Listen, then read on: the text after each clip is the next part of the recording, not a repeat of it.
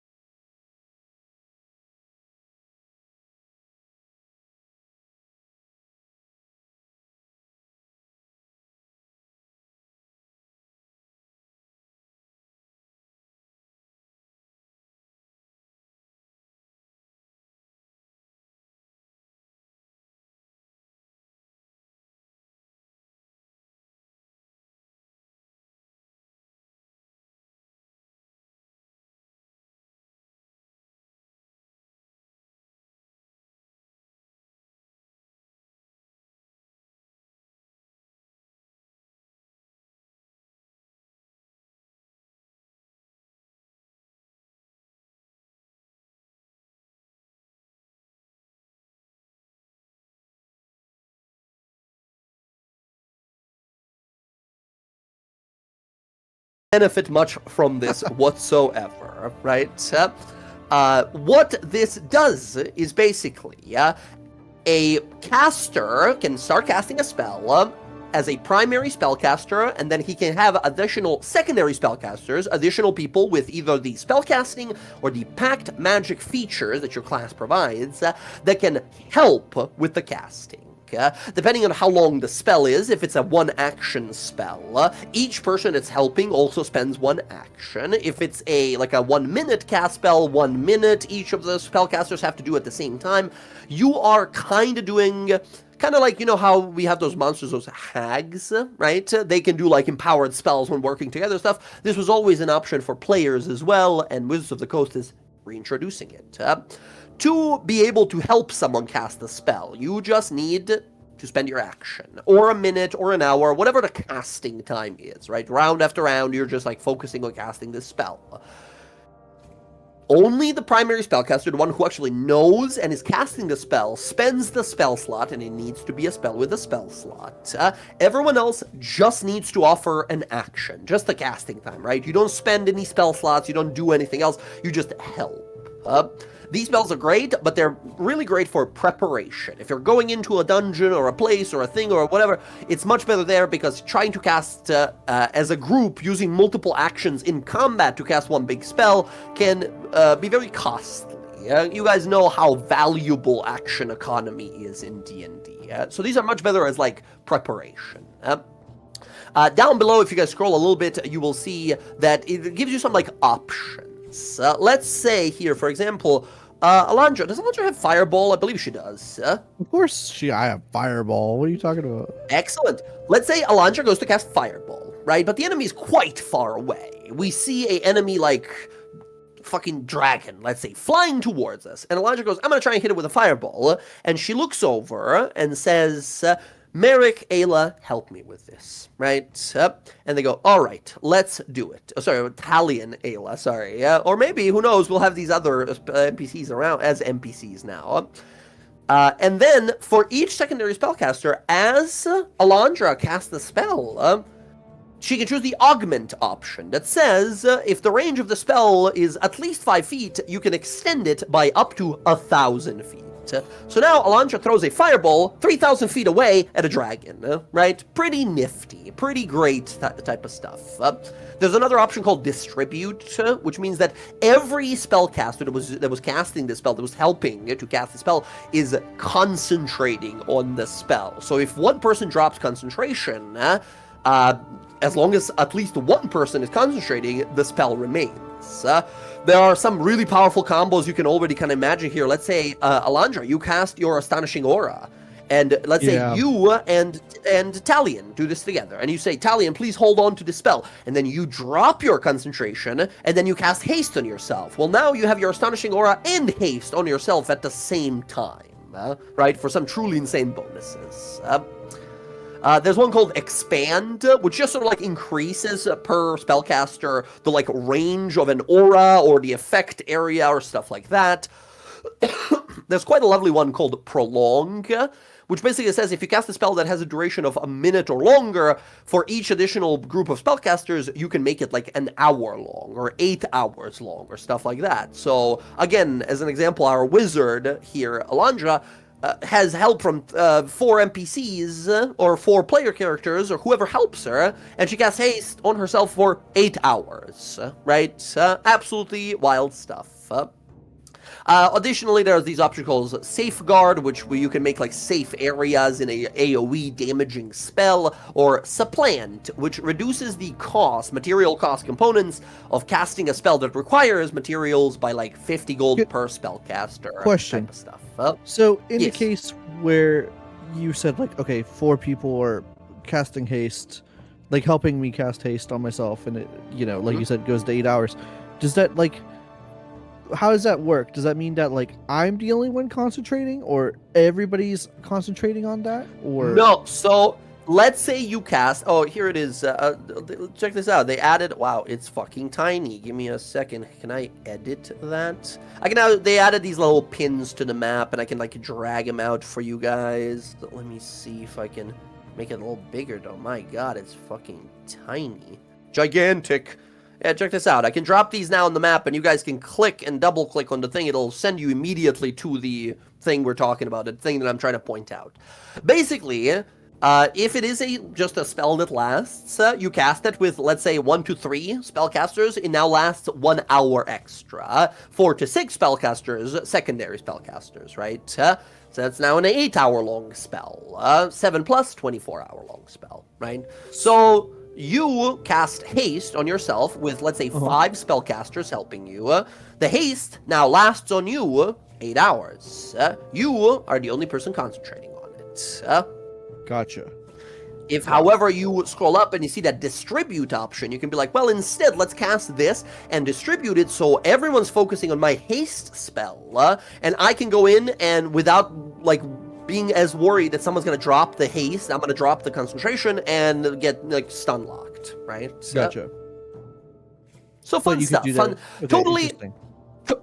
Yeah, so totally optional stuff here. It can make for some very powerful, cool abilities and combinations. Totally optional if you guys wanted to use it or not. And we have one more brief rule to sort of talk about. This is more so a homebrew thing we are introducing. I've been using this in a few different games of mine, and people have seemingly liked it so far. It is also optional, and if you guys are not a big fan, you can just simply ignore it. Check it out. Because it's happened a few times recently, I usually introduce these rules after people start dying. Friends, here are some rules for heroic death. Check it out. We have some rules. You guys, you know I'm not a big fan of the stunned or paralyzed condition, which basically just say, like, you don't get to have a turn. At the end of your turn, you make maybe a save, or maybe at the end of a turn, the effect goes away, but you've already lost your turn in that round, right? Here are some rules that can help us do something while our characters are unconscious. Let's say you're at 0 hit points. This is when these heroic death rules apply to you. When you are making death saves, you can choose to make one of these 5 options here. And the first one says Inspire, and it says that the dying character gives a heroic inspiration, the thing that you guys all marked down at the start of the session, provided, of course, that the character doesn't already have one, to one creature within 120 feet of them. The character then makes a death saving throw. So, you're less so, like, unconscious on the ground. You're, like, phasing in and out of, like, you know, dead, like, unconsciousness. You're looking over, and you're trying to, as best as you can, inspire your friends. This is the, like, default option, right? Option number 2 is called Stabilize, and it says if the dying character has at least 1 successful death save, they can choose to Stabilize instead. Now, Stabilize sounds nice. You have 1 success, you just choose to Stabilize, you're good, you relax. Or you just, like, don't feel like rolling these numbers or giving heroic inspiration. You just want to be like, okay, I'm down, I'm just going to Stabilize. Of course, if someone hits you while on the ground, you go back into death saves again. Nifty option, sort of safe option, let's call it.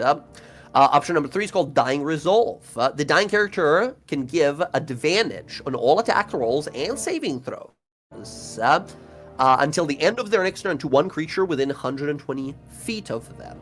The dying character then fails 1 death save, right? You offer some small part of you. You call out heroically inspiring your friends, but you spit out a lot of blood. Your wound gets worse. Something of the sort. Right? Great weapon, but a little risky, right?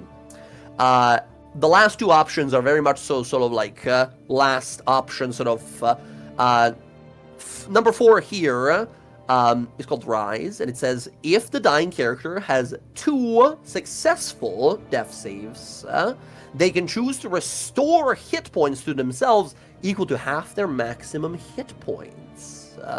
This one seems good, especially crazy good on people who have, like, a lot of hit points in our party, like Alcina, for example, or Odo. However, you have to think about it, what it takes to activate it, right? You have to have 2 successful death saves. So if you get 1 successful one, do you tell your friends, like, no, let me gamble for 1 more turn, and if I get it, awesome, I get up with a bunch of hit points. But then if you don't get it, if you fail that second one, you're back to 0, and you have to just, like, you've spent another turn with doing nothing, yeah, right? So it's a risky gamble, but it pays off greatly if you are lucky. And the last one there is called Last Stand. Last Stand says that if you have 2 failed death saves, you can choose to go into a Last Stand, and when that second fail occurs, regardless of the initiative order, the dying character can take a full turn of combat, including action, bonus action, and movement. During this turn, they have advantage on all d20 tests, which are attacks, checks, and saves, and cannot be healed. And at the end of that turn, the character dies. They can be revived later, or revivified, or whatever, but they are out for this fight, right? Those are the heroic death rules. Now, like I said, I've been using these in a few different games of mine, but if you guys are not the biggest fans of these, or you don't think you want to be trying it out, don't worry about it. Leave it as it is. You can totally ignore it. But if you think it's interesting and you want to try it out, it's there for us to play around with. Yeah, that's about it. That's all the actual rules I gotta sort of go over real fast. All right. Friends, with that all out of the way, unless there's any questions, we're going to hop into the game where we last left off all those months ago. Okay, yep. Excellent. Friends, we are going to start off, as always, with a brief recap. So take a look at those character sheets, remind yourselves of all of your abilities and spells, and let us return to Feywild. Yes, last time. Some time ago, in fact, our party perished at the hands of a powerful wizard who betrayed his country, or at least wishes to become powerful enough so he can turn his country into what he believes is true. And a lot was lost. Hope, despair, the loss of these characters took a toll on the world. And much time has passed until a group of rescuers was assembled. The red mist began to spread vastly, and a brave gathering of these individuals, some from the Feywild, some from the Dynasty, some from the Empire, got together and went out under the blessing of Titania, the queen of the summer court of the Celia. They went on out into the darkness and the cold, into a strange arcane device known as the Eternal Puzzle Box, finally rescuing the party, rescuing the Nightingales. The battles that followed after, however, were almost harder than the ones that we needed to get into the puzzle box, as we were immediately expected. We were attacked almost immediately by the forces of Lolth and Trent Ickathon. The battle swung back and forth, but at the end, we were able to leap out on a back of a gigantic droning beetle, dragonfly droning beetle that Alondra became, and began to fly to safety, or fall to safety, to be more precise. Through combined actions and teamwork of both of these adventuring parties, through unlikely rolls and epic fate, we were able to leap through a portal that Alondra opened just in time, and reappeared at the seat of power of the Summer Court with Queen Titania, mending our wounds immediately. Victory and glory are ours, and our heroes are returned proper.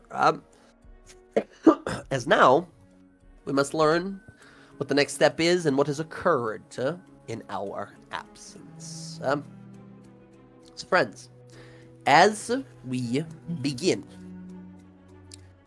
you see immediately rushing towards you as this sparkling portal opens and you all fall through it. a gathering of Eladrin summer warriors, individuals donned in golden green armors with massive glaives, with a little flicker of flame burning inside of them. They all approach and point their weapons at you here as the Queen Titania raises her hand. As you see her approach, sitting next to her in a form of a truly gigantic, almost like 17 foot tall stag with 3 sort of sets of horns, of antlers, and then slowly taking a moment to sort of transform into his humanoid visage, his king of beasts, known as Oberon. You see nearby Nathir, the Lord of Mischief, a sort of fur-covered, sort of draconic creature.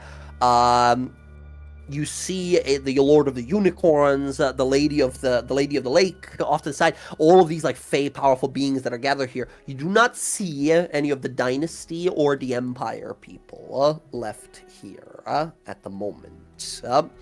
As Queen Titania steps forward towards all of you, a warm light washes across everyone here. As that portal behind you, you see the form of Lolth sprinting towards you as the portal whoosh washes away and disappears. Powerful healing, mending and fixing all of your wounds, long rest effects for everyone here. Everyone is fully restored. As you see Queen Titania wave her hand, looking out into the portal as Lolth is sort of sprinting down. She closes that portal behind, and then looks to you all. Smile across her face as all of the guardsmen look around at each other. Queen Titania says, "Heroes, you come back to us alive and well, escaping foul fate none of you deserved. Stand, brave warriors, as it seems you have overwhelmed even the prophecy that I foretold." As she sort of looks amongst all of you, as you'll feel this warm wind wash around you, specks of golden grains of sand that are kind of flicking around through the air, as she smiles. That would be me. Guard. I did that. I bypassed that entirely with my magic. She smiles. Got She them out. smiles. Singstress of the Seelie, just like I would expect from you. You always surprise. Incredible. I did say that if you bring this prison to me, I would be able to unleash your allies from within. But it seems that one of my own court here has already done a greater deed still, which, by the looks of your angered pursuer through that portal, was just in the nick of time as well. Sintra takes a very elaborate bow. She smiles and sort of politely bows her head. Alondra coughs Looks on loudly. back. You see Titania look at her like, "Alondra, our previous songstress. Goodness me, we will have to have some sort of a competition. Quite a situation. That will have to wait, however." She holds her hand out to you, Alondra, to sort of help you stand up here. You are pretty scratched up yourself. Like, you got protected and everything, and then Lol blasted us with laser beam, like an X-beam, so from 3,000 feet up. It was pretty rough.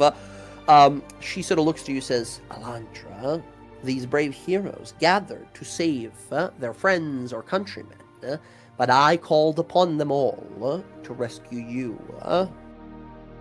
Alondra, I have heard the whisper of the wind and the stars, that you have found it. She casts a spell. And She doesn't even wait. You cast a spell. Wow, astonishing aura. Yeah. She looks at it for a moment. You see her eyes golden and glowing for a second. She says, "Incredible, huh? This spell will protect our lands for many, many seasons to come.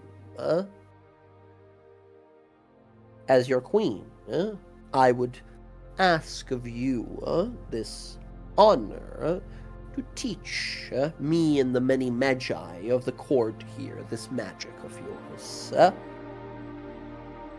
It'd be my You pleasure. see, as whatever red... I'm sorry, I was going to say, whatever red mist sort of snuck through the portal when we fell through, as you cast a spell, it just sort of disintegrated and disappears.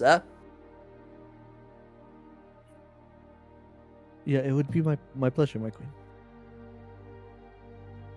Very well. As for the rest of you, thank you for bringing one of our greatest performers. As my gratitude, I see you no longer need my prophecy, so let me offer you this instead.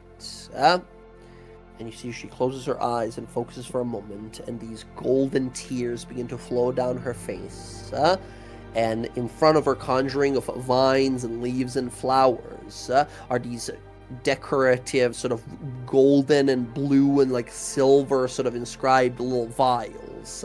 And her golden tears fall into one of these vials as they continue to sort of move around, each a single tear inside of it.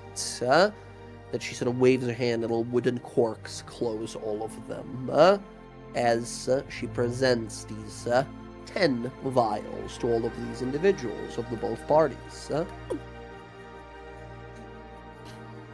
A mythical potion. Something I hope will keep you safe in the greater battles yet to come.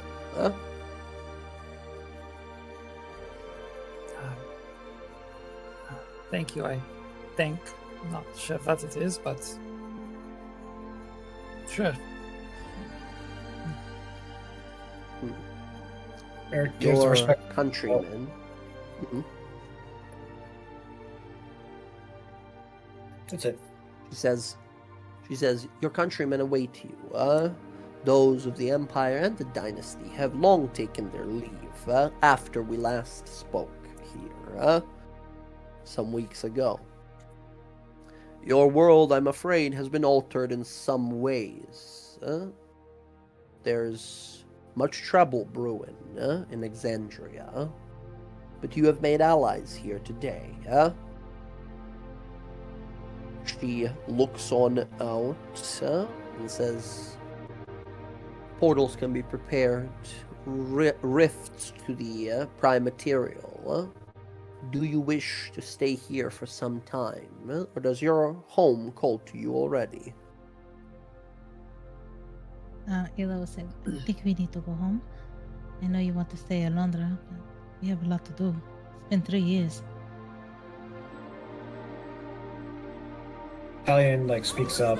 We've been gone far too long. We should get back and assess what's happened with our absence. Can I Alondra share- has time she needs. I need to share a spell with my people. But once that's done, we can go.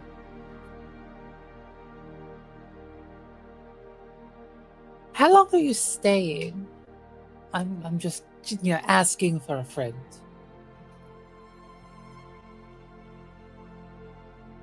I kind of look to the queen as like, how long do you need? No more than a few moments.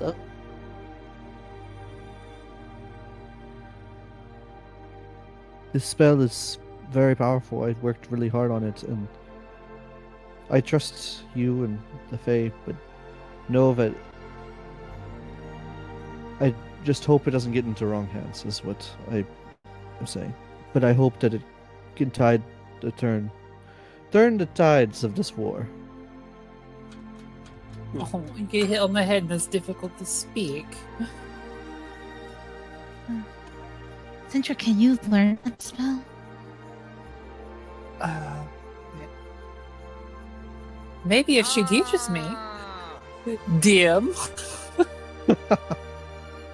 It would take some effort, and I think so. Both of you being musicians, as written by a song, right? I think it's something you can sort of strive for. I don't think you have 4th level spell slots, but once you get there, It'll take have some it come A practice. really- little but beyond your I capabilities. can adapt it, Ah. you know. I mean, only because we're gonna try to like help the place here, right? So Yes. you see Oberon. Oberon steps forward and says, "Many of my wild kin have prepared themselves. In your absence, we have fought back against the spiderlings of the Queen of Malice." He looks over to you there, Geminara, says, "Geminara, many that call you a friend in a forest home of yours have told me of your bravery in saving them. I would ask of you to follow me into battle. I will need a skilled warrior, a healer, and a wild speaker like yourself." of course. He nods. Just like that, my second band split up. He looks over to you and says, "Any help we can have at this time is more than welcome." And- Julio can also help her translate. Julio gives a little like thumbs up, like, "You got it, boss lady." You see, Titania looks over to Alondra. The queen looks over and says, "Alondra, you do not intend to stay here, do you?" Alondra will look to Alcina and go back to the queen and say, "I need to spend more time in Exandria, but I'll return and reclaim my rightful place in the city court." Not Very without well. a fight.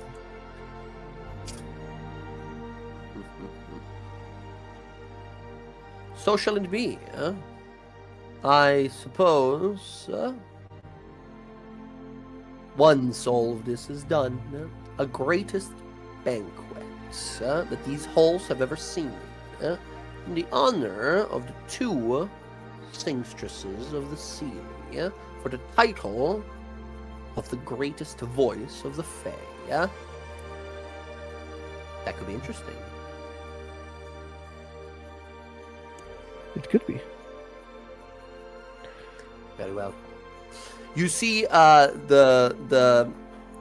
his name is incredibly hard to say. It's Ain. Hold on, I gotta fucking. It's almost sounds German. You see, nope. I gotta find him. It's Ain. Nope. The unicorn demigod approaches you slowly, looks over. You see, it sort of stares on out and says, "Alondra, if you would follow me, this knowledge of your spell seems intricate. It will take some time to learn it. Alondra, you know that unicorns are creatures of dispelling the evil, of cleansing the poison. Their sort of chief here amongst them is here to sort of try. He stands the best chance of being able to like pick up your spell, like learn how it works." Okay. As they sort of move you off to the side and kind of you spend the next like few hours basically learning how to teaching them how to cast this spell. As the hours sort of slowly pass, you see that I was thinking of a different name. The name of this unicorn is Lurue. Lurue here and many of the other unicorns will be able to sort of learn the basics of your spell here. And you see Lurue, sort of the unicorn looks to you and says, "Such incredible mastery, such incredible resistance to the unholy. Very masterfully done. we will strive to perfect our knowledge of this incantation to protect all of the courts. Thank you for your service, Elantra of the Sea. Thank you. Yeah. And Elandra's kind of just humble, you know? She's just happy to help her court. A little sass comes out, but not too much. Excellent. So, You sort of return Sintra like to the slinks group. up beside her. Like, hey, can you put that on a scroll for me? I think it takes a long time to put it on a scroll. What's time for us, You right? see the It's like, unicorn. you know, Unicorn starts drawing it on a giant, like, canvas. It's all, like, artistic and beautiful on a gigantic canvas. As, Elantra, you make your way back over to the rest of your friends, and you see everyone kind of turn and look at you of like, all right, it's time to go home, right? You see a sort of like a one of these like mages. You see a little pixie girl with sort of like a bee person, and she has a tiny little archetypical like wizard hat on and a tiny little beard. And says, "All right, I'm ready to teleport you through if you guys are ready. So, what am I sending you? The Dynasty or the Empire?" Yeah, Gemini is gonna run. Wait. I have stuff I want to give my group over here, and she's gonna like leer Okay. like the people that helped her, like Merrick Mhm. and is like, and Klaus. Yeah. Over here. So I made some stuff while you were doing your spell thing. This is for you, Merrick. And it's gonna be like a carved wood, like a wooden foot of a person, though. Not. That's a lucky Merrick's foot, cause I know in Material Plane they make like rabbit's foots, but I'm not gonna cut a rabbit's foot off. So now you have another one. Hopefully it brings you luck. Charming. she And he, gave like, you a leg to stand on. She tosses it in the air and like catches it again. Yeah. A good luck charm. I appreciate that, Gemini. Thank you. And then she's gonna take out 2 more jars of that booze and give it to Nestle. I had some extra in my bag. They're very strong, and what I'll do is every year I'll save you a jar. So if you ever come back, you'll have like a whole bunch of jars here waiting for you. I know you're kind of upset about Lolth and stuff, but there's always another day.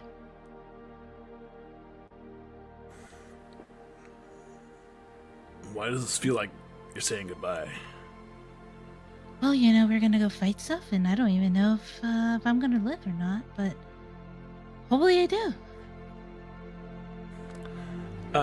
Nizlek from the floor is gonna look up and see what who was talking to Jiminara? The Before? Green Lord. Yeah, that was the Lord of Beasts, Oberon. And he was saying that a powerful druid like her he would be honored to have at her side as he goes to battle these Lolth-sworn.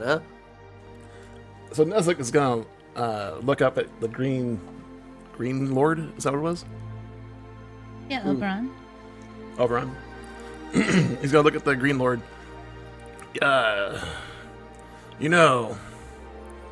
Gemini here. It's pretty naive. Needs somebody to watch over her. But she's damn brave. I'd like to stay. If you're fighting lost creatures, I want in.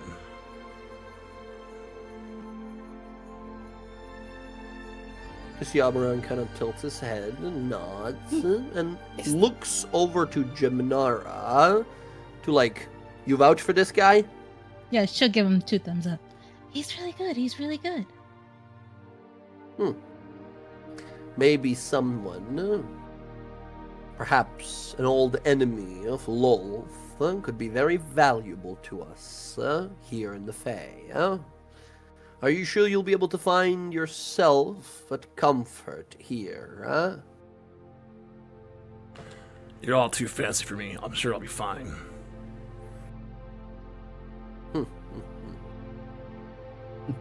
Very well. I humbly invite you into my pack. Nizlik of Exandria. All right, well, Klaus, I know you're human and you're probably gonna die in a couple of years. And you're probably already aging now, and this is some aging cream for your face. So that way it'll help you age slower. Thank you. I know that you're almost in the ages of death, are you not? I think he's like I- 20 something, right? Yeah.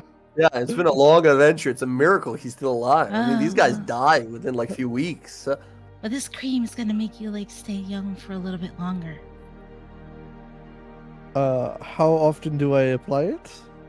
Every night. It's about I put about 15 years worth in there. Which I think my that's your God. lifetime, right? It's like 15 more years and then he's Like gone, a right? fucking keg she gives you of this. And she looks at someone from their time because she doesn't know. She's like, I don't know. It's 15 years when you're gonna pass away. I don't know how it works. He has This will give you a another 15 longer- years. Oh, I hope longer. to live past 15 He's- years, but you know, yeah, I like to he's- live fast and hard. They're, not immortal, but we can live to at least be like 90 on average if we Wow. take care of ourselves. Well, then you can save that for when you're like almost like 50, and then it'll give you some more years. Well, thank you, Geminara. It's quite thoughtful, if not a little morbid. Well, you helped me out, and want you guys to live as long as you can. You could just come live back here and, let it slowly change you into one of us and then live forever. Pretty cool. I guess You see the it's tiny totally little just- bee- yeah. See the tiny little bee wizard mage person who's opening a portal and says, I used to be a Loxodon warrior before I came here. And do you find yourself happy here? They just sort of make a face. All right, well, be safe where you guys are going. Good luck. Yes, don't die again. Merrick will actually approach the rescuers, and he says, Mhm. if you're not all against it, would any of you be interested in making a covenant between the five of us? Depends. Is it going to bind my life to yours? No. Oh, More okay, like well, then I it's a have- more like it's a promise. All right. And Merrick will bring out he'll bring out 4 mundane rings for each of you to take. Ooh, are those iron? I don't think Cold so. iron rings. It's not burning my hand. They're not iron. No. Okay. Klaus is like, we already did this, did we not? We did, but this is a different kind of covenant. And That is a pact, by the way, which has been honored. The deal was like, we don't betray each other and work our best together during the mission, which is now over, right? So, until we once get that back to the happens- material plane. right, technically not yet. Right. But this is a little different, and because of the mechanics of the spell, it has to be between 2 people. But I want to make the same covenant for each of them. Yeah, But that's just- awesome, but ju- for sure. It just means like America's gonna have like 5 rings on one hand. Hell yeah. He's a ring guy now. Awesome. Guys But- blinged out like it's 2002. But yeah, he'll put his hand in the middle, and would you all place your hand on top of mine? Oh, Do so. team dynamics. She puts her hand out. And I'll activate my ritually cast Oath of Sealing Covenant. Mhm. Would you all swear that when this conflict is over and peace is returned to both our realm and yours, let's all get together and have a drink? Okay. I can do that. I know a fantastic bar not too far from here. It's a giant beehive. Ah, the Garlic of Truth guy is always there. Yeah. He's fun. Of course. Sounds fun. Or, we could come to your side of the things and see what sort of stuff you all have that passes for alcohol. Passes for alcohol? Yes. Passes. But if everyone's in agreement, the ritual binding magic of the Raven Queen will begin to swirl about us, and each of the rings will start to glow in runic bands, and the oath is made. Yes. Hell yes. You see the Queen of the Sealy, Titania, kind of look on up, and we see some of the raven feathers gently falling down.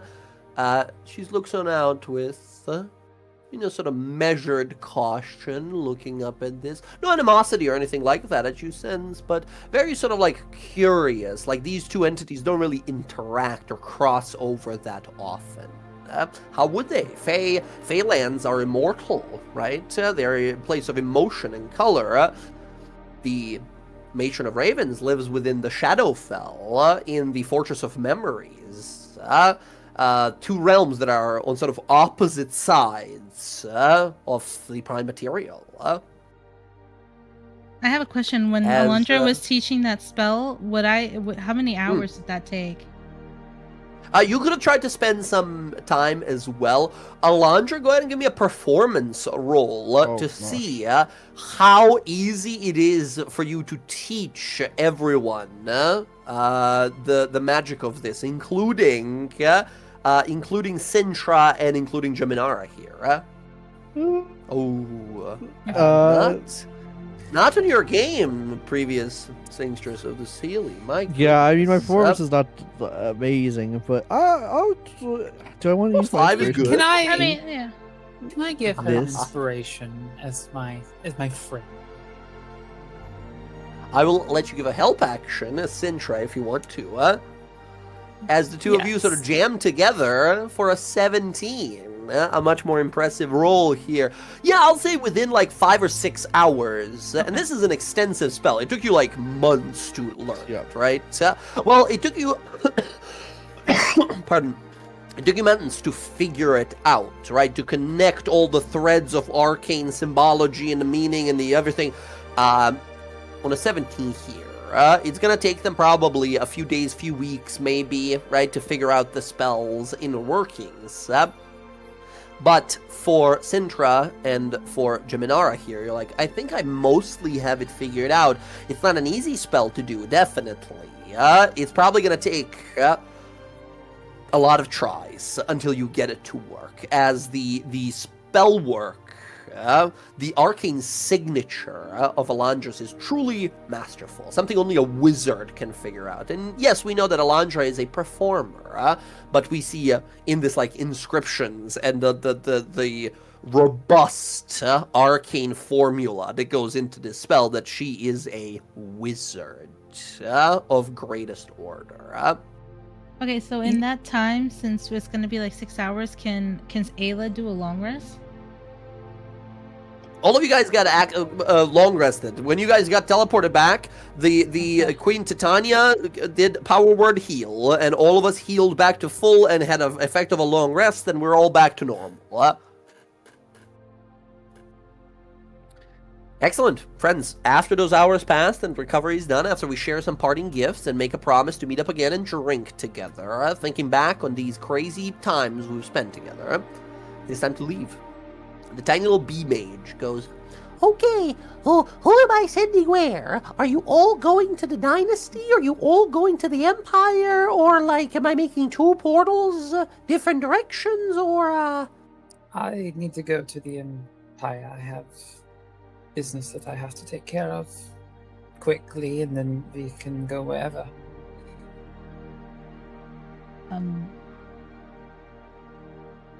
You see Varen, who is there currently, and kind of looks over, says, "My duty calls me back to Dynasty. Alcina, if you have means, of meeting us in the dynasty. Yeah, that would be incredible. I can do go- not think it would be wise for me to travel to the Empire. I can go with her and teleport us back to the dynasty when she's done. Could work. Okay. Still Well, have my disguise, so I can slip in pretty easily. Not cause too much ruckus with a Imperial individual showing up in the middle of your home. Mhm. Yeah, I think I'm going to go with Verin home. Mhm. To Zoras.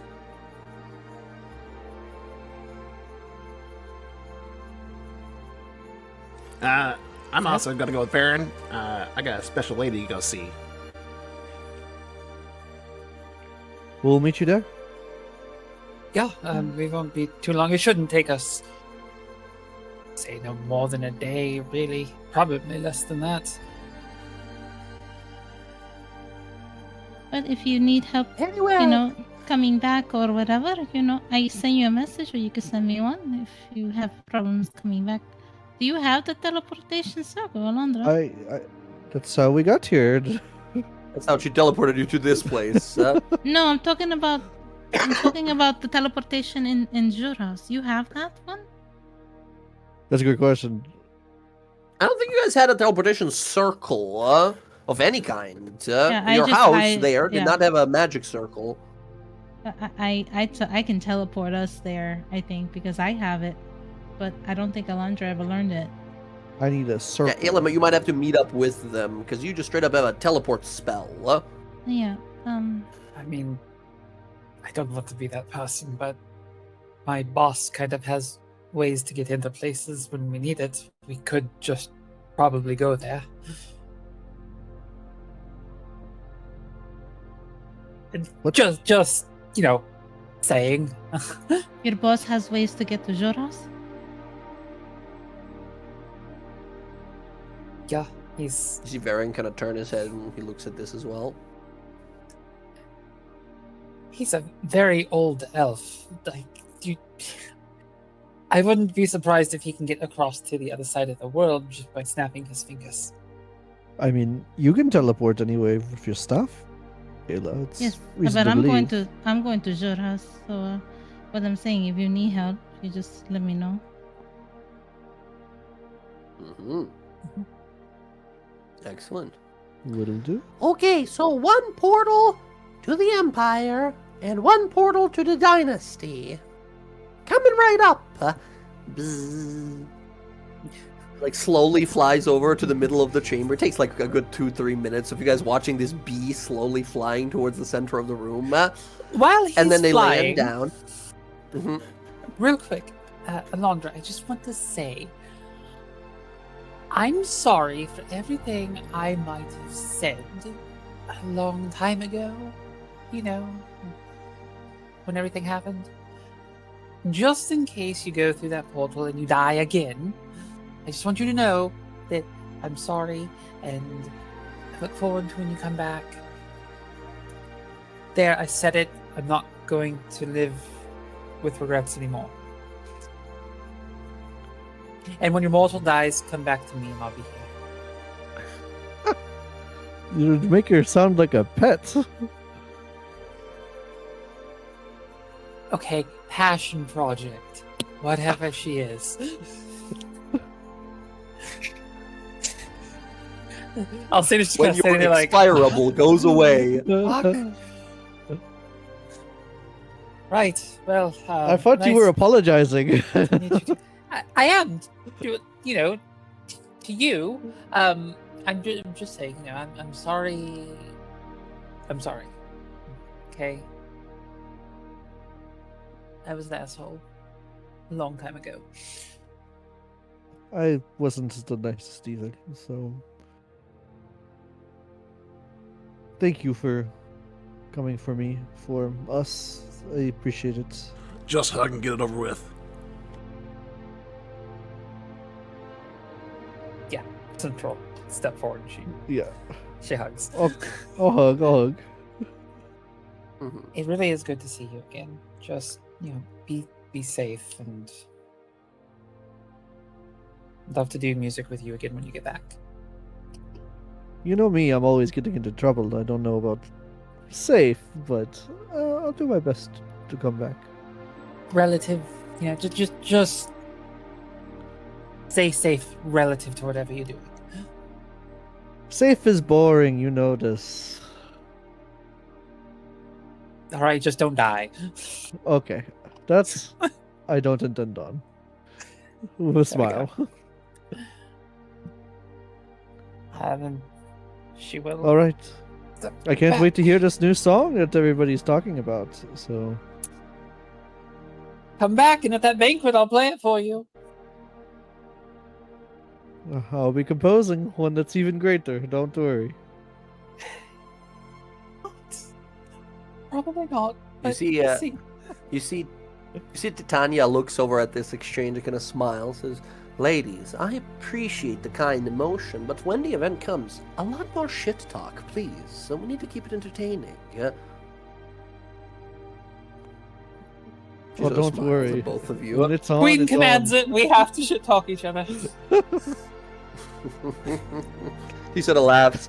The tiny bee goes, Okay, I feel it in my bones. It's coming. and a portal, like a beam, fucking sky beam goes up. This gigantic portal starts to open. This person just like floating, tiny little bee, eyes glowing with energy.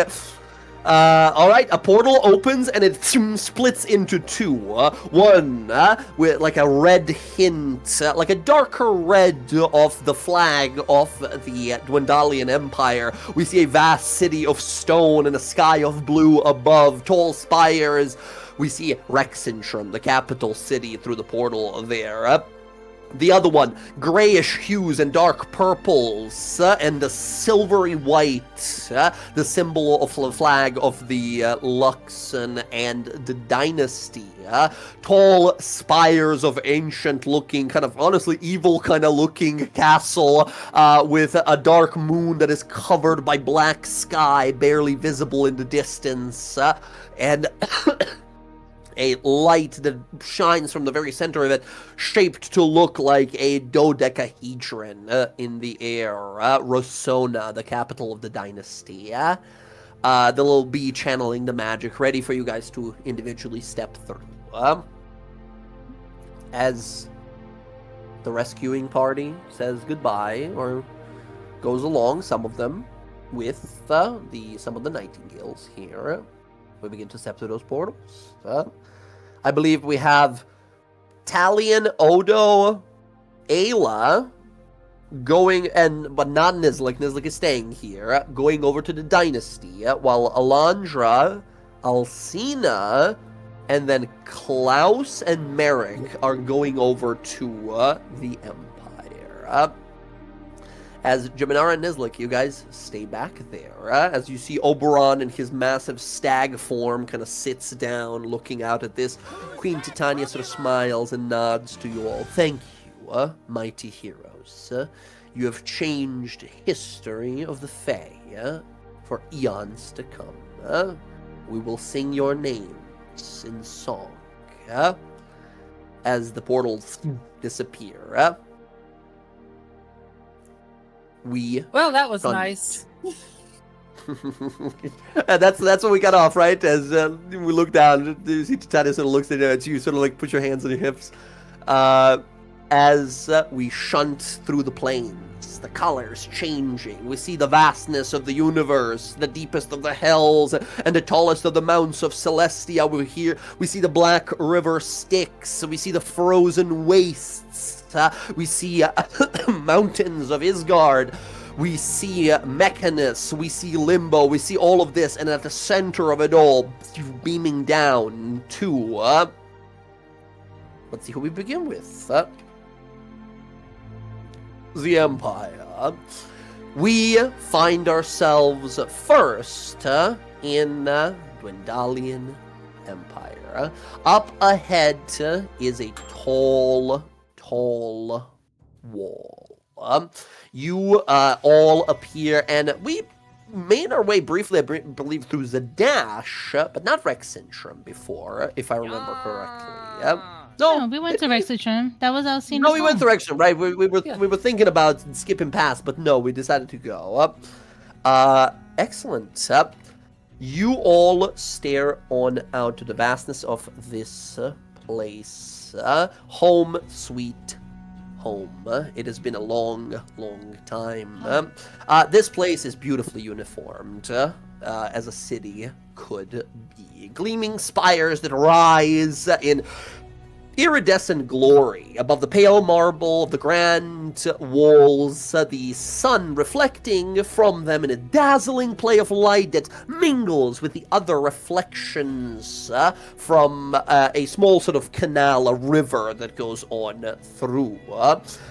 Birds above mingling with bells chiming high above the grand fortresses at the center of the city, crenellated walls and massive imposing sort of drawbridges that connect some of the parts of the city, as you see armed guardsmen looking out, patrolling in shining armors atop the battlements. The entire city is ordered and uniformed. You see some people amongst the street, though, having a bit of a sort of more kind of panicked, kind of concerned faces than last time we were here. As you guys appear in what is basically like a little dark little alleyway, right, out of view. As you all begin to step on out, the four of you are currently in Rexentrum. What do you guys do? Well, Merrick, what happened while we were gone? DM, would I give her a little quick recant of the past 7 years? Three I like how years, you have kids but between still. Appreciate it. I thought Yeah, we were I friends. mean, I feel okay. Look, he's Ogden Trust. I feel like he's got a pulse on it, just a wee bit better than my noble buddy. Okay. All right. But Klaus, Merrick, both of you fill me in. What happened here? There we go. In the Empire, much like in the Dynasty, there's been minor incursions, portals and rips in reality opening where all kinds of strange red mist entered and mutated some common beasts and monsters, making problems and making a lot of like mercenary work available from people across the country. The guards were very sort of stretched thin, and as of about just under 2 years since this whole thing started, the conflict between the Dynasty and the Empire has been put on a sort of a hold. None of the sides seem to be making any moves because they know the other side will react and continue the aggressions here until this crisis is dealt with. One thing that you will know, and later on our other party in the Dynasty will learn as well, is that there are some locations amongst both of these sides of the continent that have been more influenced by Lolth incursions.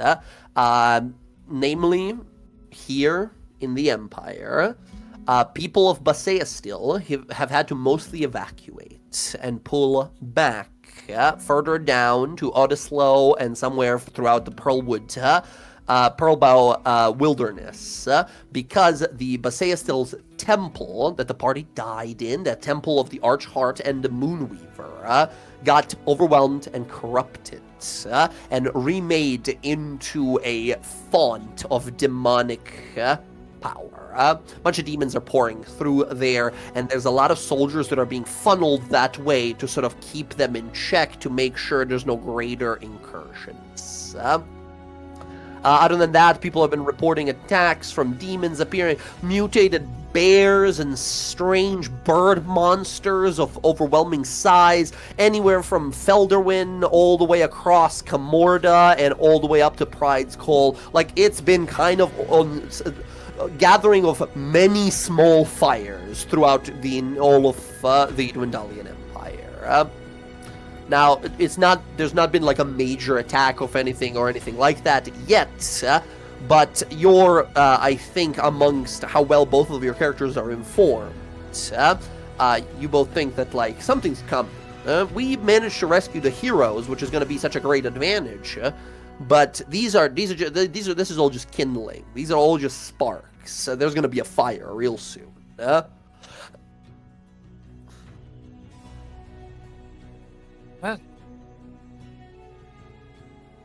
that is a lot to unpack in what seems like it was just yesterday. Okay. Well, Merrick, I thank you for the information. Is there anything you need before Klaus and Alondra and I head towards the spires? No, I think we're all fine here. And to the both of you, welcome back to the material plane. Well, thank you. Appreciate Thank it. you for assisting in that. Merrick will then proceed to head out of the alley, but he'll stop halfway before exiting. Hey, Klaus. Yeah. If you ever want to go on another adventure, I'd be happy to join you. You too, old man. When you need help, call me. Oh, and Miss Alcina. Yes. Tell Lutinous Deleth. I said my highs. As I put up my cloak of elvenkind, I will disappear into the crowd.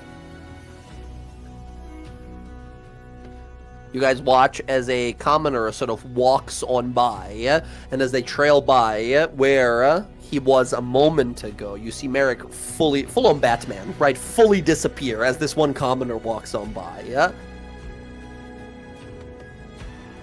Just kind of look to Klaus very briefly, and there's that moment where like her eyes kind of flare up, and there's like that mental connection between the two, and like in his head, he'll hear her say, "He's going to be trouble in the future for us." In, saying the head back, yes, but he is a good man. That he is. We see as the three of you begin to sort of walk up the road, a few streets away already, we see sort of darting and disappearing through the city here. Merrick, you feel a presence around, and you see above you and around you 3 individuals in cloaks and hoods similar to yours drop down, halfling and 2 humans, and they all kind of kneel before you. Captain, welcome back. Good to be back. The Hand of the King is very happy expecting a report. However, your deeds were already heard about. Interesting. By who?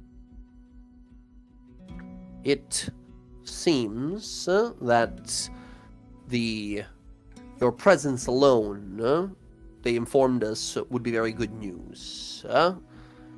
Just a few moments ago, some hours perhaps, there was a missive that arrived. You're gonna want to see it.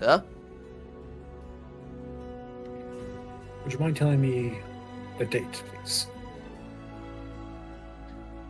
Come, we'll show you. And they walk with you, and it's very much so like we cut off on that, and we'll pick up with Merrick at another time, right? But we end up like, you're gonna want to see this, right? And they walk off with you, and there's something as you realize, like, wait a minute, what's going on here? There's some contact between the as you go off here. Excellent. Walking down the street here, you guys make your way to the Tri-Spires, the massive... Oh, sorry, not Tri-Spires. You make your way over through Rexentrum, eventually. Make your way... Let's see here... Nope. Yeah, you sort of walk on through the city for some time, and kind of end up in the Candles, part of the city that is known for these many, like, tall wizardly towers, where many of the leaders, or archmages of the Cerberus Assembly live. You guys find yourselves in front of a tower that stands out from all of the surrounding buildings as both a marvel of architecture and an affront to the design of the overall settlement, built upon an sort of oddly shaped base with 5-sided rather than 4. The tower gently tapers upward. All of these symbolize massive draping flags of the Dwendalian Empire, the Red Crown. As you all sort of head on in, you see a group of these mage warriors in front who are sort of the guardsmen here, kind of looking out. You see some patrols of the members of the righteous brand kind of moving through. So soldiers, not guards. As you see, there's all kinds of like military actions are being taken and such. As I'm assuming, Elsina, you're just going straight into like reports, huh? Yes. Excellent. But she's keeping you make your like way up. Alondra a little close, like she's weirdly protective of her around this place. Like she's leery of like prying eyes and everything. Excellent. You sort of make your way up. You make your way on up, and as the 3 of you enter a large chamber, 2 of the guards kind of moving their sort of glaives so that we're kind of cross. The door opens, and you guys see a large sort of office space up ahead. When you guys enter, there's this kind of feeling, at least for you, Alondra, of the temperature dropping a little bit. There's an intensity to the air, almost like pressure in the air. And you see there currently, standing up against a massive window overlooking the city below, before he sort of turns to look at the 3 of you, is the Archmage of Domestic Protections. The seemingly kind face of Martinet Ludinus Dilath. There he is. Look at that kind old man. He looks on out to all of you, and he smiles when he sees Alcina. He says, I must congratulate you, Klaus. You are yet to fail my expectations of you. Another great victory. Well, thank you, sir. I appreciate the opportunity. But it was personal, too. I wanted to see her returned. As did we all. Alcina, welcome back. Thank you, my lord. I hope your time in confinement didn't dull your senses. It must have been difficult, huh?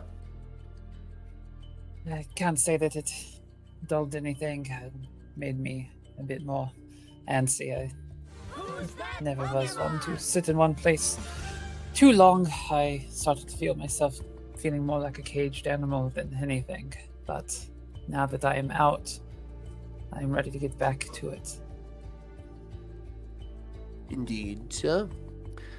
I am very intrigued about everything that happened to you this whole time, although I'm very curious about one particular thing, as I'm very happy to see you returned, sir. Do you know what became of the prison you were trapped in? It was,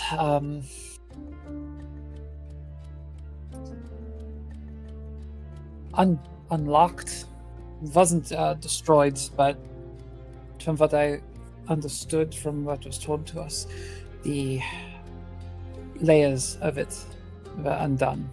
The primary one being some sort of great twisted dragon that guarded us at the center of it was killed. No, you misunderstand, sir. What became of it after you escaped? What became of it, DM? I forgot. Nothing. I just sort of described you guys appearing, it falling to the ground, and then we like, oh fuck, million guys, we gotta fight. So it's just was there in the middle of the room. And no one You know what? grabbed it. Actually, for the purposes of this here, I'll say I'll allow retroactively here a roll from Merrick, from Merrick and from Klaus here. If either of you who would have been like focused on the mission and getting these people out and such, if it would have been, obviously we the players forgot about it because it's like, oh shit, million guys, combat, right? I would say Klaus and Merrick, if either of you guys wants to give me a sleight of hand roll, we can gosh, find out what's if the anyone roll? left, if anyone grabbed for it. Okay, here we go. Oh, this is Alondra. Sorry, this is Alondra. I gotta pull off Klaus. What's That the was- difference in your dexterity, I guess? Shit, a lot. Probably. What's Klaus's dex? Klaus's dex is not that high. It's 2, so -2. That 2, which would put you at a 13. So you Yeah. do not know what became of it. Could anyone have Okay, grabbed that, or is it just excellent. those two?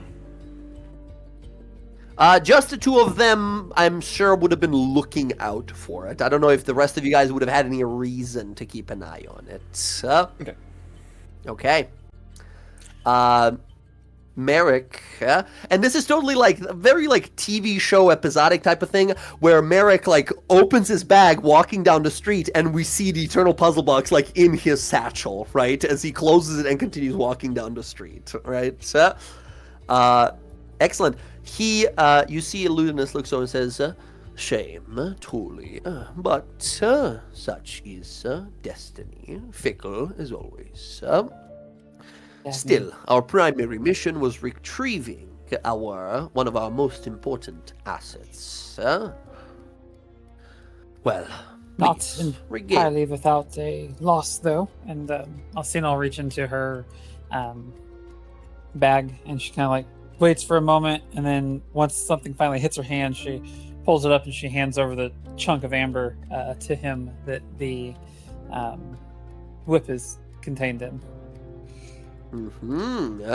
He slowly picks it up and looks at it. Says, "Marvelous, a shard of divinity.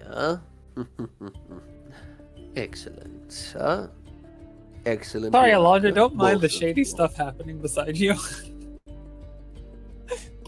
You see, he looks on over to the back there, as you've been sort of kind of shielding her, like you said yourself, Yeah. right? Alondra's He just looks kind of on like over, looking at her says, nails, like unbothered, like just like. Says, kind of looks on over and says, you have brought a Feyborn friend here as well. Pleasure to meet you, elf.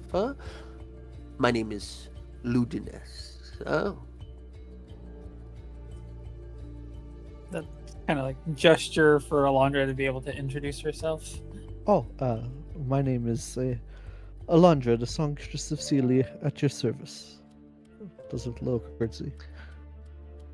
He sort of, you see there's this moment of like, as trained as people are for like, high society conversations such, you say some shenanigans, you say you're the songstress of Sealy, and you see the slightest little squint on him, and he sort of gives a little smile and says, certainly, pleasure.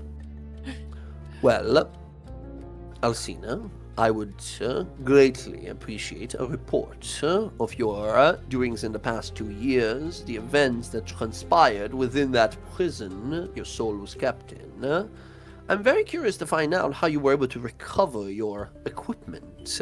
I thought it to be retrieved by the elves of Baseastil. Well, to that, I honestly, I have no idea what happened. We were in Magic. the prison. Yeah, we were in the prison.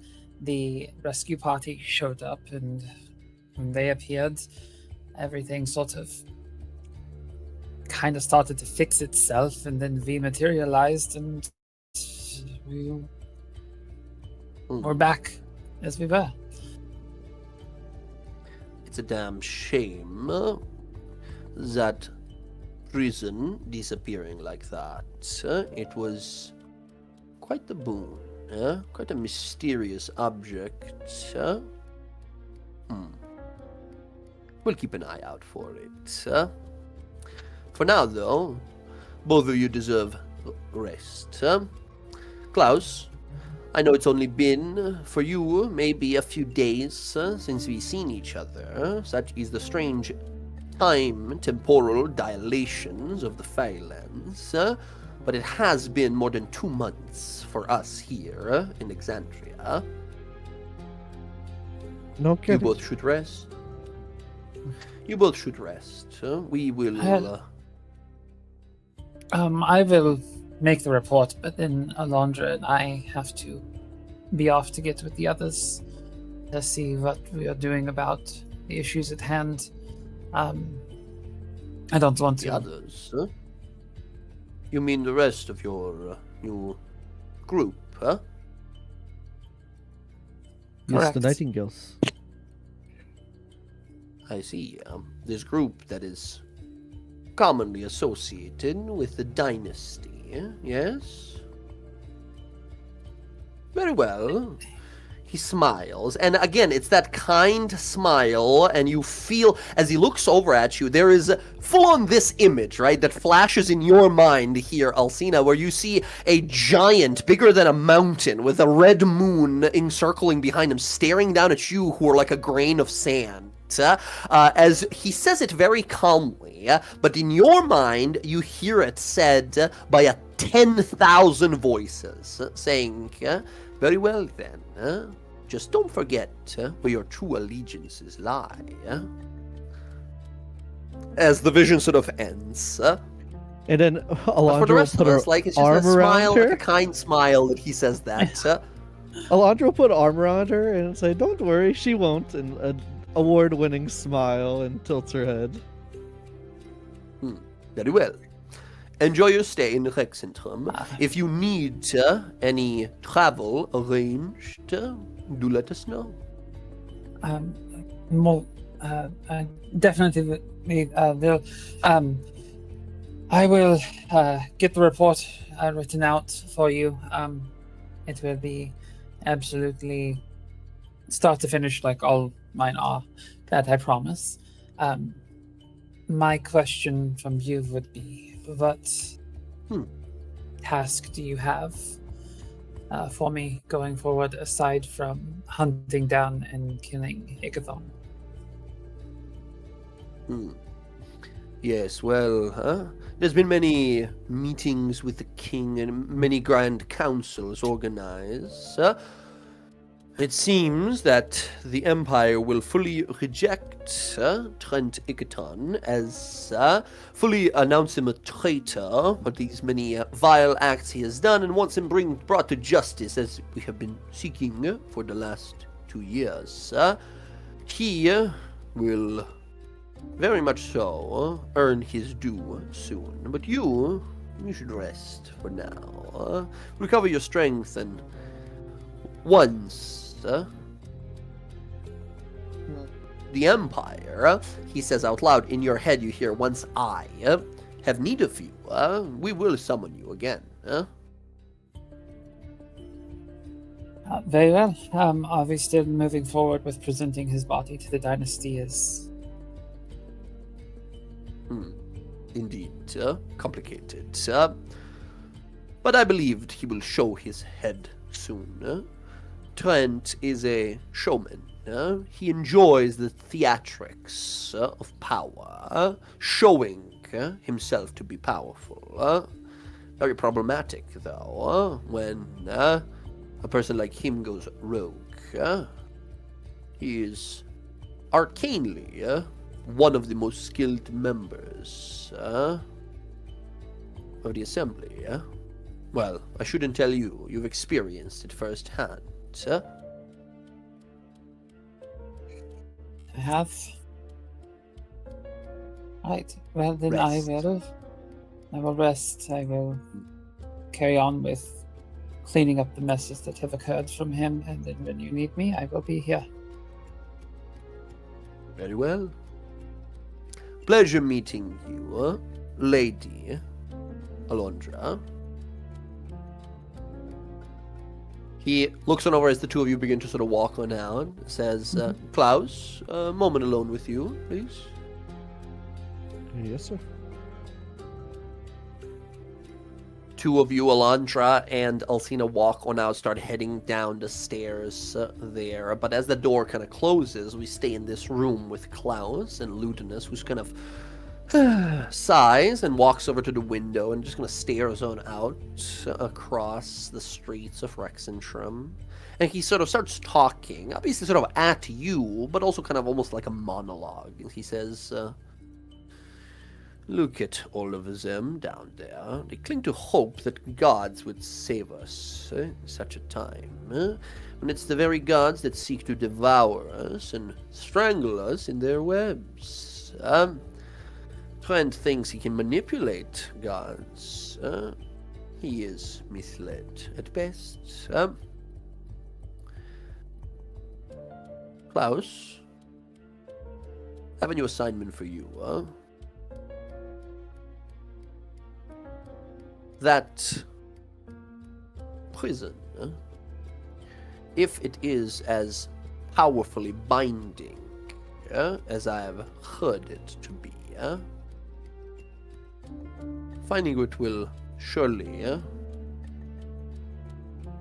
precede the set goals we here, who bathe under the light of the red moon, it would greatly assist us. I suppose your next assignment is to learn what happened to it.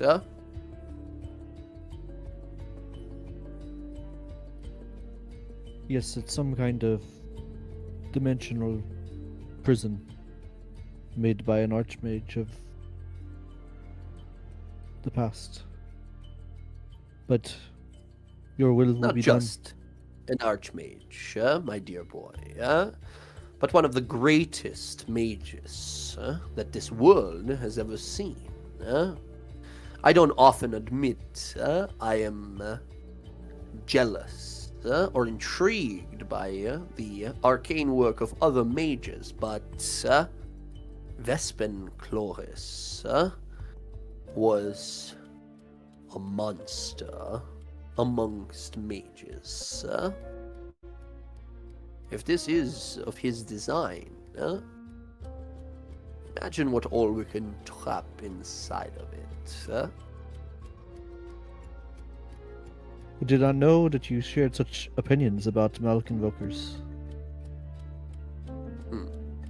Not a summoner myself, but one's aspirations to replace a god, crazed and delusional, certainly, but the level of power he possessed was certainly impressive. Very, very intriguing. Recover your strength, and then your mission begins anew. The artifact will be found. He bows. Very well. He just sort of stares on out the window as you leave as well. We cut down to the bottom of the tower where we see Alondra and Alcina exiting, looking around the streets of the city, People passing you by, soldiers going through, extra, read all about it. Elven city to the north, still under siege by terrible fiends, undead sprouting in the woods. Monsters appearing in our own homes. Extra, hear all about it. And people are sort of like town criers and newspaper stands sort of being swarmed by people trying to find out what's happening. Alcina, Yeah. are you okay? You kind of broke out into a cold sweat for a second there.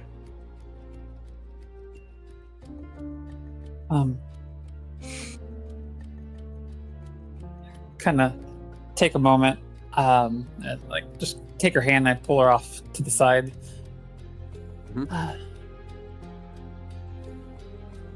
I am starting to realize that I might be on the wrong side of things. Alondra My- just raises an eyebrow. Look, my whole life has been working for people of a dubious nature from start to finish. Though I never did anything for Ickathon, I've always, I was honest with you, I did things for the Empire, but we've always operated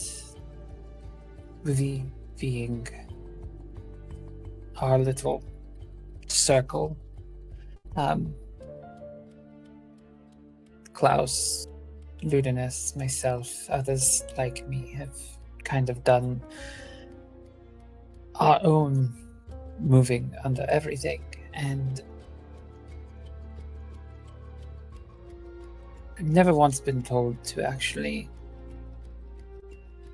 understand where my loyalties are. My loyalty had always been to just helping around, right? Like, I helped people in the wastes, I've helped people on this side of the mountains, I've gone out to the Menagerie Coast, I've gone up to Ayla's home, and I've helped. I've helped out. It's always been for like gathering, artifacts or exploring runes, and even looking for people like myself. It's never been a stark in the line or in the sand line drawn sort of thing.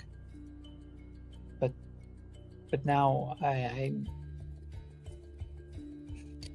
the way he said, at least to me, and the way I heard it and felt it, that I need to understand where my loyalty is not I need to understand my loyalty to the Empire or, to friends, but to our group and where it stands in the middle of everything. I think that there's something in motion that is happening from myself and people like me. People that Alondra Ludinus has been collecting over the years. Alondra will take her hands and say, I don't care what some curmudgeony old man wants. What matters to me is what do you want?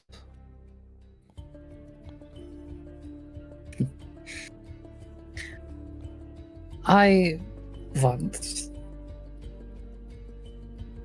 well, honestly, I don't take it the wrong way when I say I don't know what I want. And the reason I say I don't know what I want is because you've shown me something else that I could have that I never thought I could.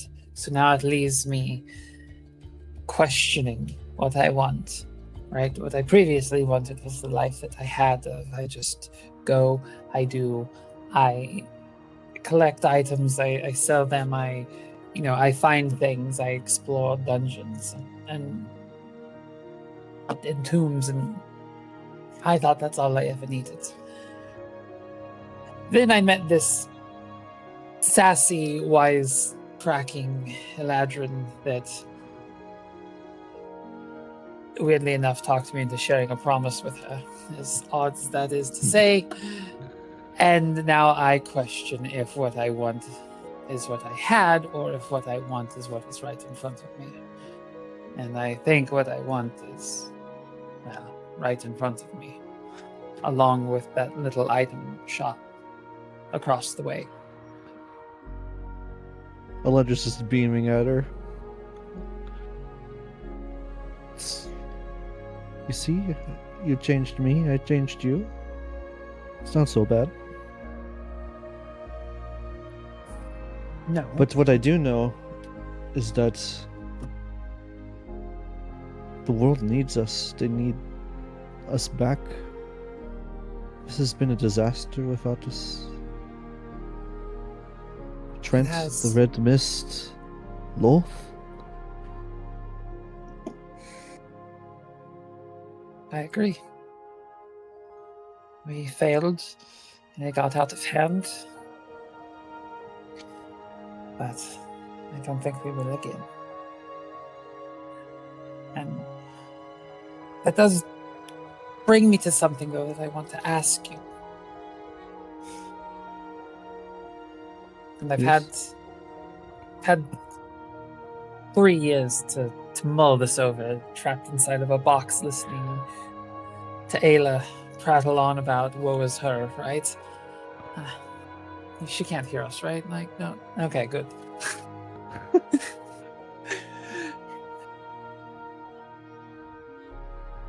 We're going into a very dangerous time, and we are coming off of facing the fact that we can lose. We rode, I think, a high that let us live in a delusion where we were untouchable, and unfortunately it did not pan out for us. Understanding that and knowing that the worst can happen to us, I wanted to ask you, and she kind of like takes her hand and rolls it over where she's wearing those 4 like seasonal rings. Yeah. Traditionally, 1 ring is all that someone gives when they ask this sort of question.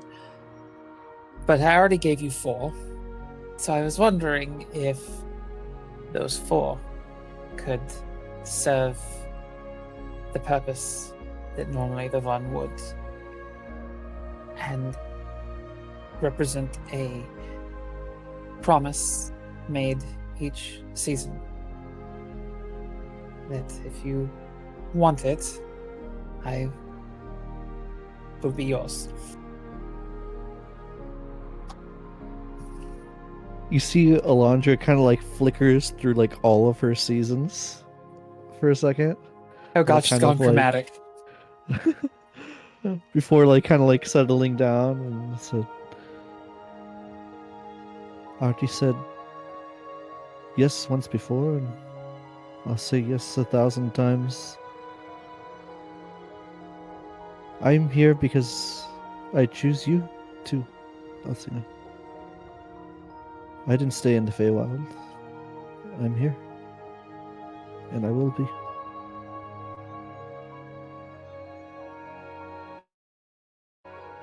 Then I will officially ask you to marry me.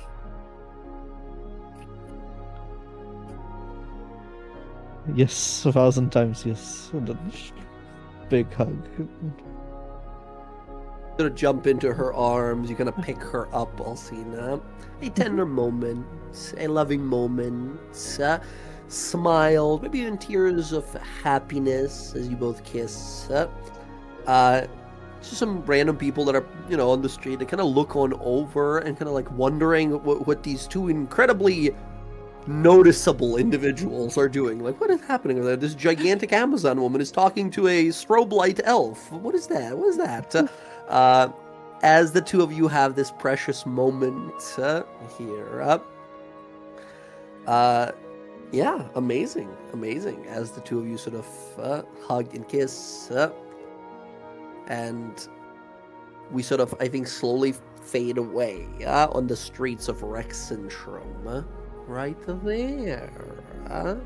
Awesome. Very, very, very awesome. And friends, I think before we jump over to the Dynasty, let's take a little 5-minute break right here. Amazing stuff so far, everyone. I absolutely do love how Jess was like, listen, we're not going to live forever, and the DM introduced a bunch of death rules. Will you marry me? Amazing.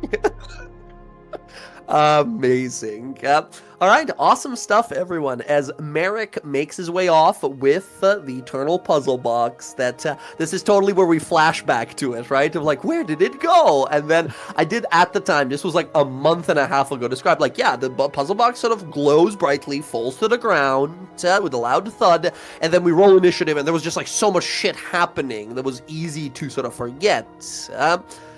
But we have this awesome moment here with Alcina and Alondra, and then we'll jump over to Rosona next and find out what's been happening over there. Friends, in the meanwhile, I will let you guys know right away here so you can use this and have your pick of it. When you guys came back, because you freed the Nightingales, the original part, the rescuing party saved the Nightingales without... with being able to break them out and not just bringing the eternal puzzle box to be broken out, you guys were granted a boon. That singular tier of the Summer Queen is something called the Tears of Summer. And you all can, at some point over the next whatever days or whatever, drink that single tier. It tastes like honey and summer in a bottle. And you will feel refreshed and rejuvenated, but mechanically speaking, you guys can go ahead and choose to either add one general feat of your choice to your characters, or a +2 bonus to any of your stats up to a maximum of 30. That is your guys' boon from the Queen of the Sea. So think about what kind of a boon you want. This applies to the backup characters as well, right? To the rescue party, but we don't need them as much anymore. They are off to do their own things across the worlds. So everyone, decide what you want to do with those, and let's take a little 5-minute break. So this raises the cap in that stat to 30? Yes. So you can add a +2 or gain a general feat of your choice. And if you choose a +2, it is a +2 to a stat up to a maximum of 30, rather than the normal 20. So if you add a 20 in something, you can make it a 22, right? So yeah. Nice. I will let you guys... gives his steer to Jim. He doesn't want it. Goddamn. Alright. Cool. Jiminara's gonna have like 24 He originally planned on wisdom leaving it on the points. floor, but he'll skip to Jim. Okay. Excellent. Be right back myself.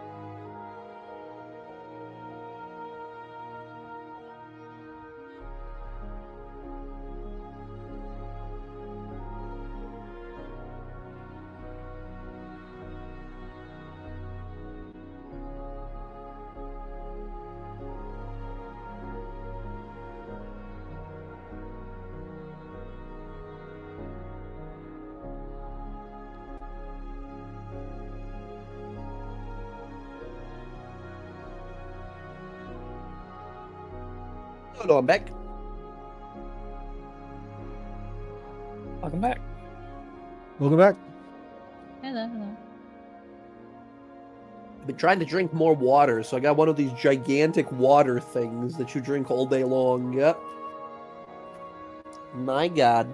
I have a bad habit of drinking a lot of like sugary and carbonated drinks. Yep. So I'm trying to knock it off.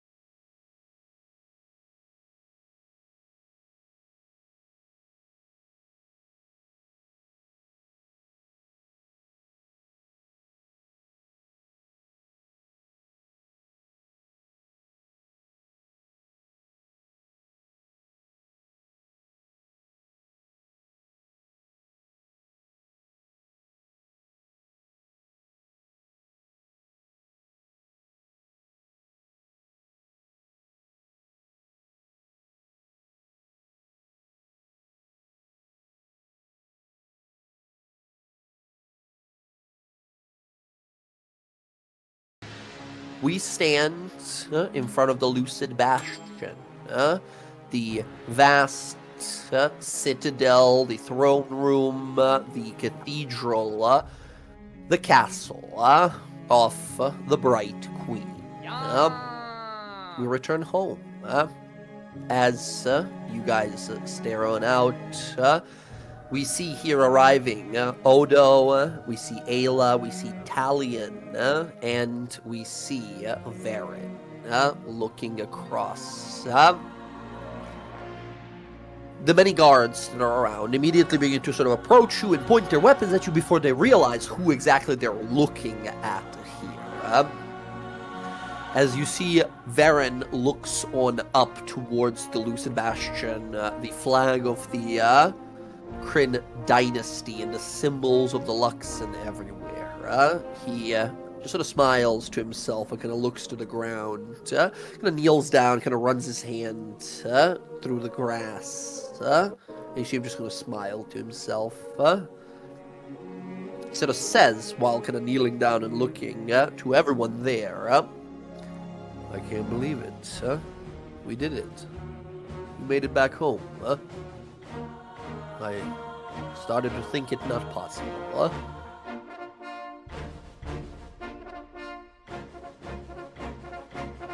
It's good to be home. He stands up. Certainly is. You see a bunch of guards running up, realizing what's happening, and all of them fall down to kneel immediately. Hail, great heroes! Hail, Taskant!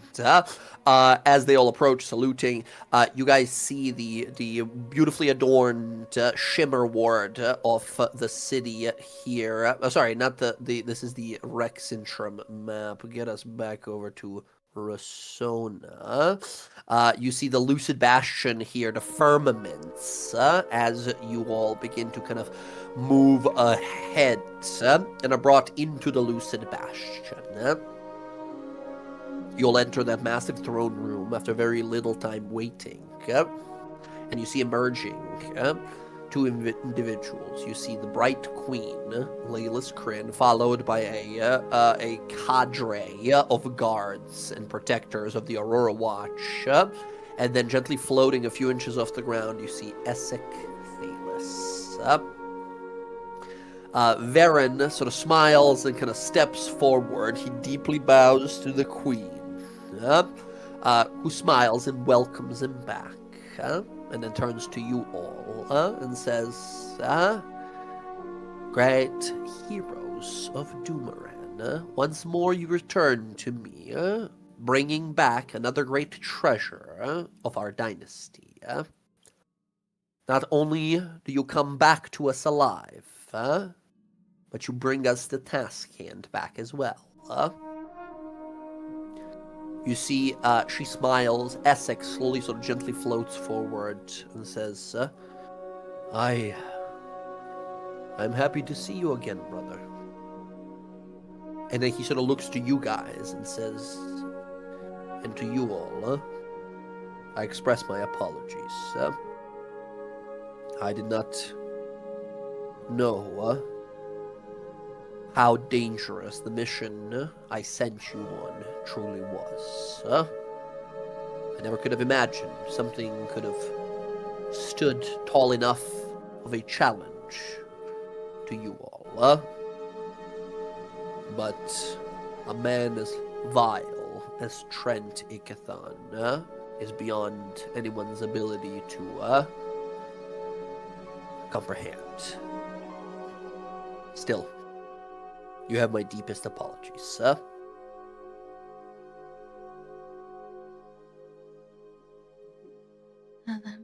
I as well did not expect what happened.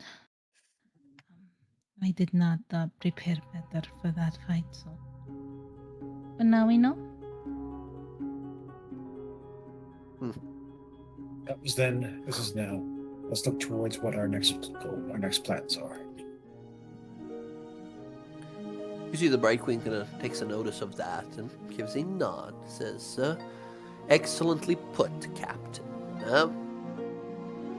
The enemy, our most ancient enemy, the Queen of Malice, will act soon. This blow we struck to her will not heal so easily. Not a blow to her mind, not a blow to her body, but her ego. She is not one to let things go. We will be prepared, however. You see Varen stands up and looks to you all, and kind of stares across the group here and says, we all deserve rest. We have worked hard, fought hard.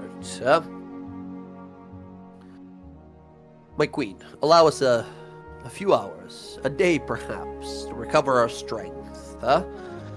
After which, I'm more than ready to return to my duty.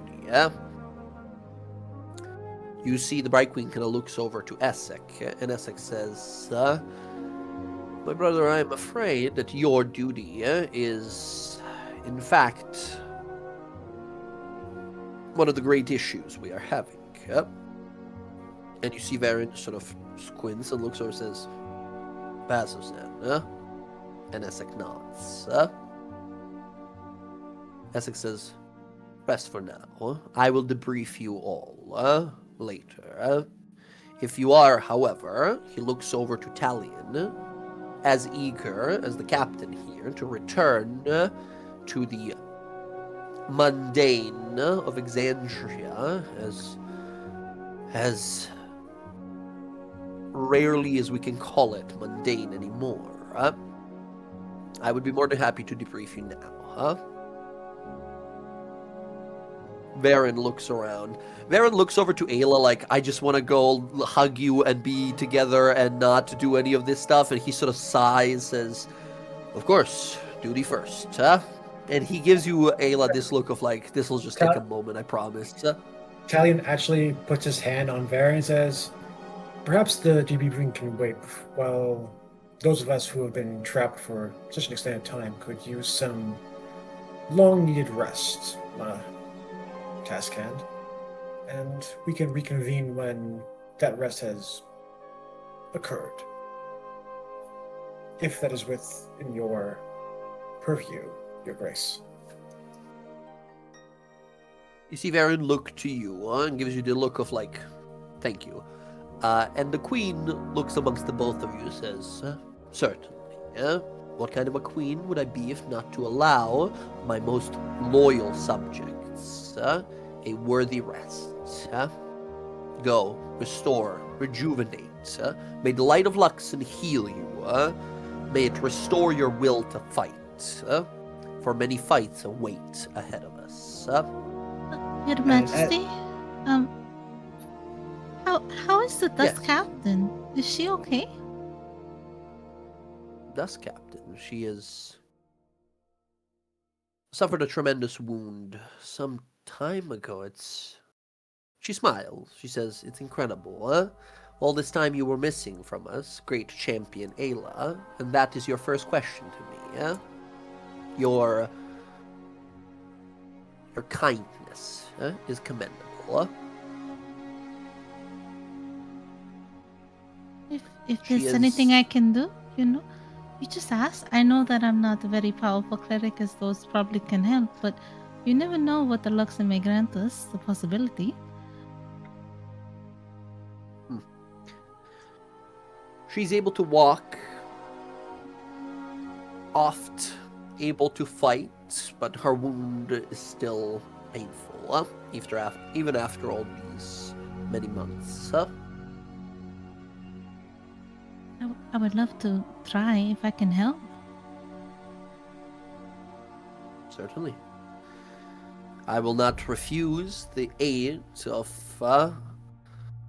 what our greatest priest has described as the next greatest bright light of the Luxon.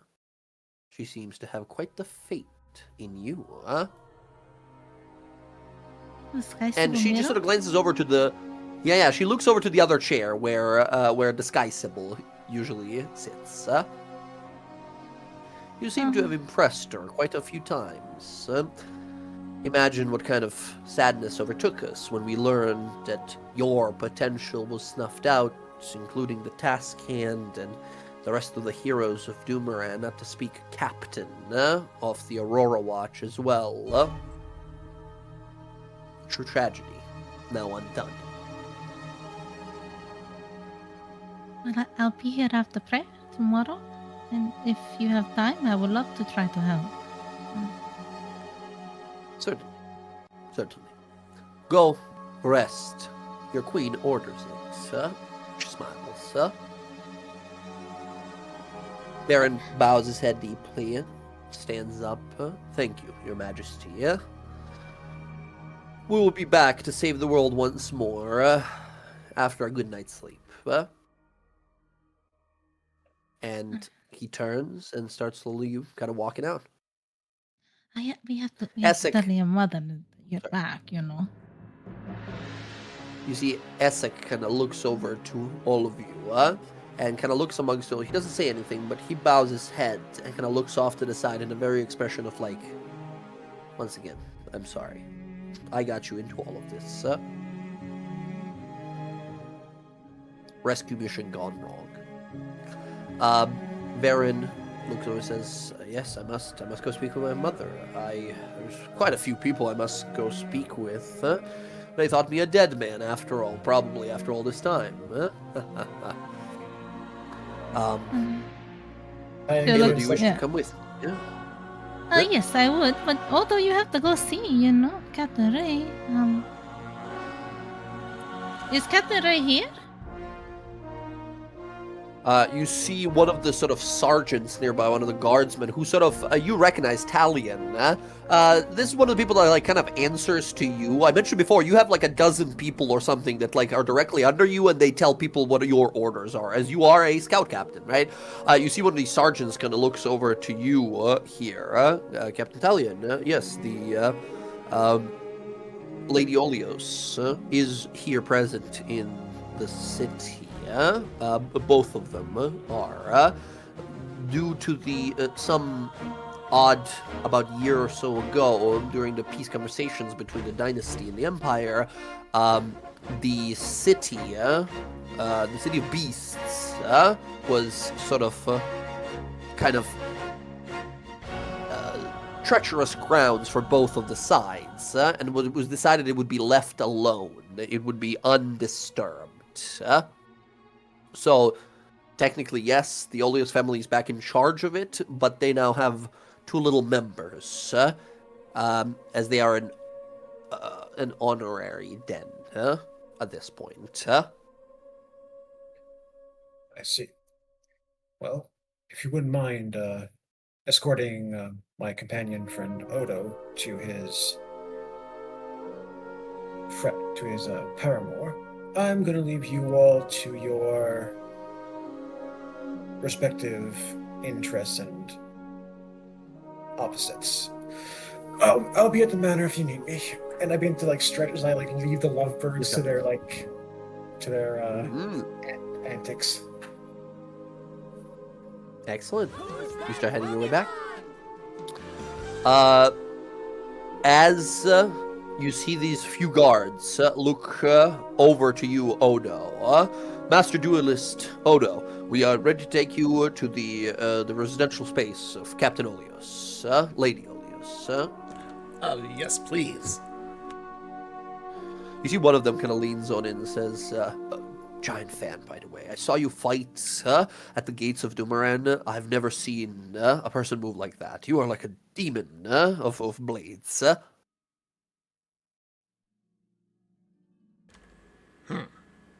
I only have one blade. Continue to get a wall.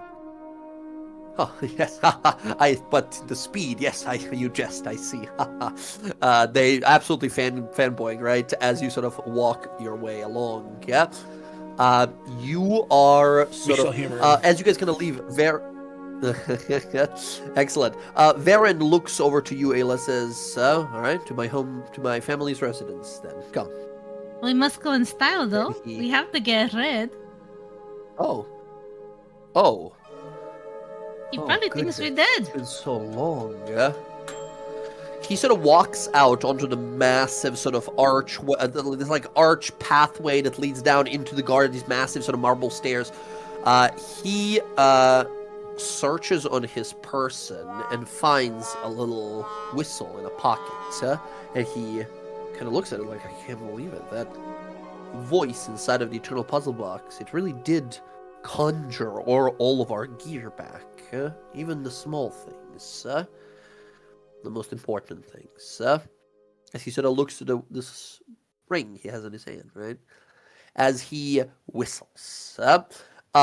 He whistles out, and this whistle goes out across the city, and he sort of waits and listens for a few moments, and then we hear this like screech in the distance, and then two red leathery wings flying across as the dragonette, the wyvern, red, lands there and immediately tackles him like head first as he pushes him over and starts like petting himself on and kind of snuggling up to him, and he sees you and jumps on you as well, starts like just like getting on top of you. He's like a very oversized dog being very excited. As Varen kind of laughs and smiles, he hops onto it and looks at the back, says, "This feels very familiar." And he holds his hand out to you. Yeah, still get on. I missed you, Red. He's just gonna get on the back.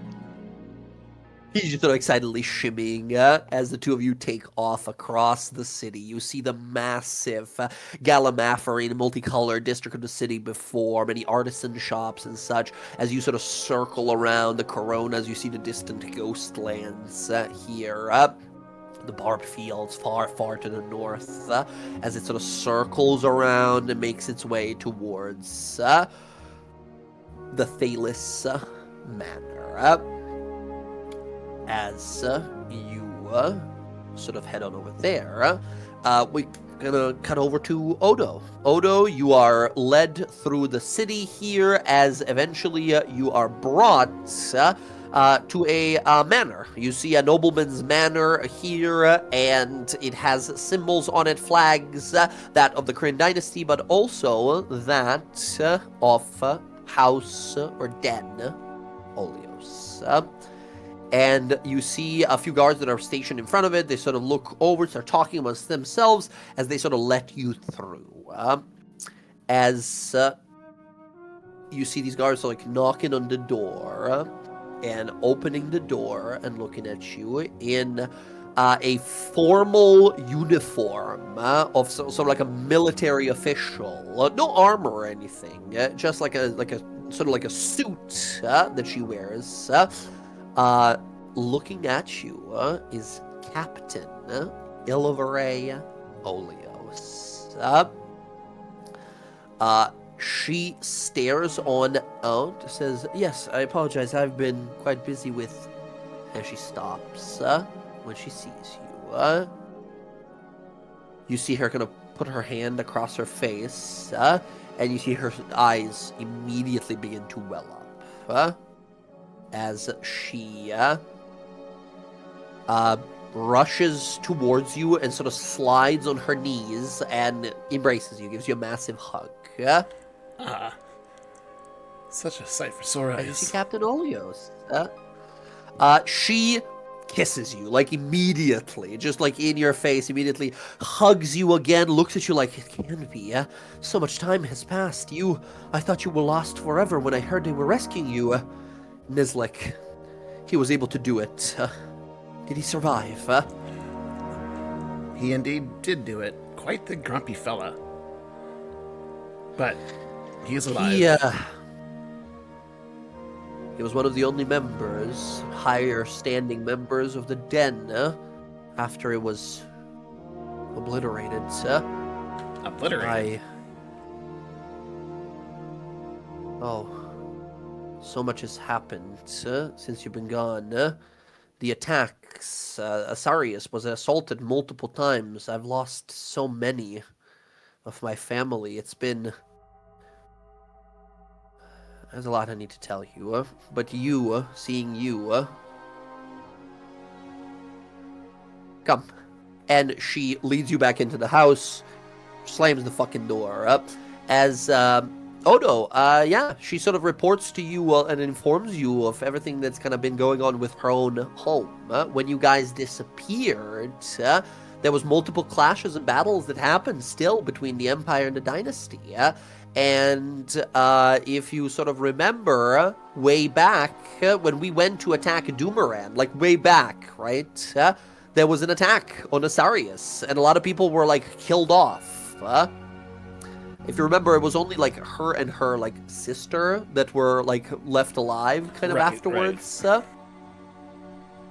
It's been like a year since that happened, so no worries. It's been a really long fucking time, right? Yeah, she reports to you that like, yeah, it's been hard, and when you disappeared, I've, in all true honesty, I believed in the power of the Luxon, but I always struggled with believing that second chance, that hope, for a second attempt, for a retry, And when you went to rescue Varen, I held onto that hope, that you'll be coming back, with him in tow. And then when they told me that you too, she shakes her head. I think I started to lose that hope, When they told me they're going to try and rescue you all, I couldn't care less that you were the great champions that stood up, to Lolth before. I couldn't care less how important, your positions were. I lost a group of close allies I'm happy to call friends. And that's not easy for me. People say that I can be standoffish. And I lost the only other duelist that I've ever lost a duel to.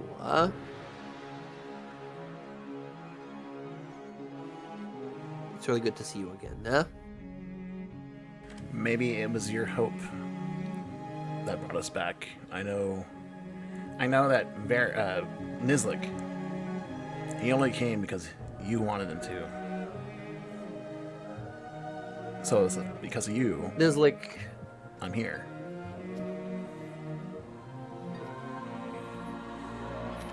that brings me a lot of comfort. Nizlik lost much. He was jaded to the world, but in the end he honored his duty to his den and to me, and I will forever be grateful. Why did he not come home? Do you know? Something about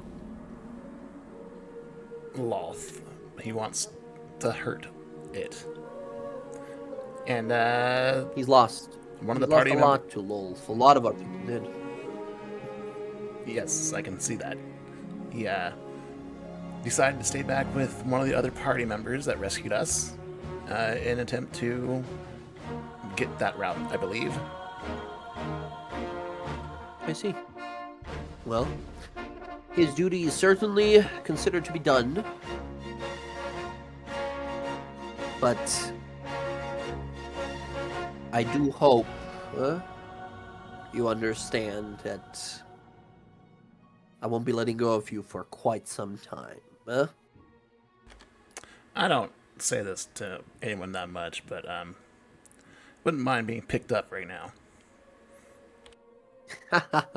She smiles, and we see her about to pick you up, and she's starting to sort of we pull the curtain, right? We draw the curtain as we see a big hug happens. What good friends they are, right? She leans in for a kiss, and we slowly kind of fade away here. Cue the song "Easy from As- Hotel." Excellent. Across the city, we see a vast manor awaiting, many guards here. and sort of exiting to meet you all. You see these royal guardsmen as Red, the wyvern, lands down, and Varen sort of hops off of its back and helps you, Ayla, sort of step off as well. As you see the many different distant cousins and close cousins and such of the Thalis family, which is a big family. It's one of the 3 ruling dens of the entirety of the dynasty. And you see, stepping out amongst them is a tall, beautiful, dark elven woman, Daerta Thalis, who sort of steps on out. And you see tears in her eyes. She was very much kind of strict and standoffish last time you saw her. You see tears pouring down her eyes as she yells and screams and grabs her son and hugs him and just sort of kisses his forehead. And Varen just sort of hugs her and holds her for a moment. Daerta turns to you, Ayla, and says, I am so sorry, child, for everything I said.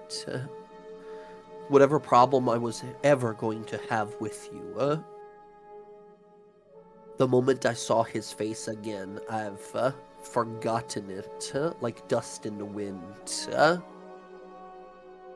My daughter, and she hugs you. Oh, she'll start hugging her and she'll start crying a little bit. And taken back that she would even hug her. She kind of looks at Varen with like tears in her eyes a little bit.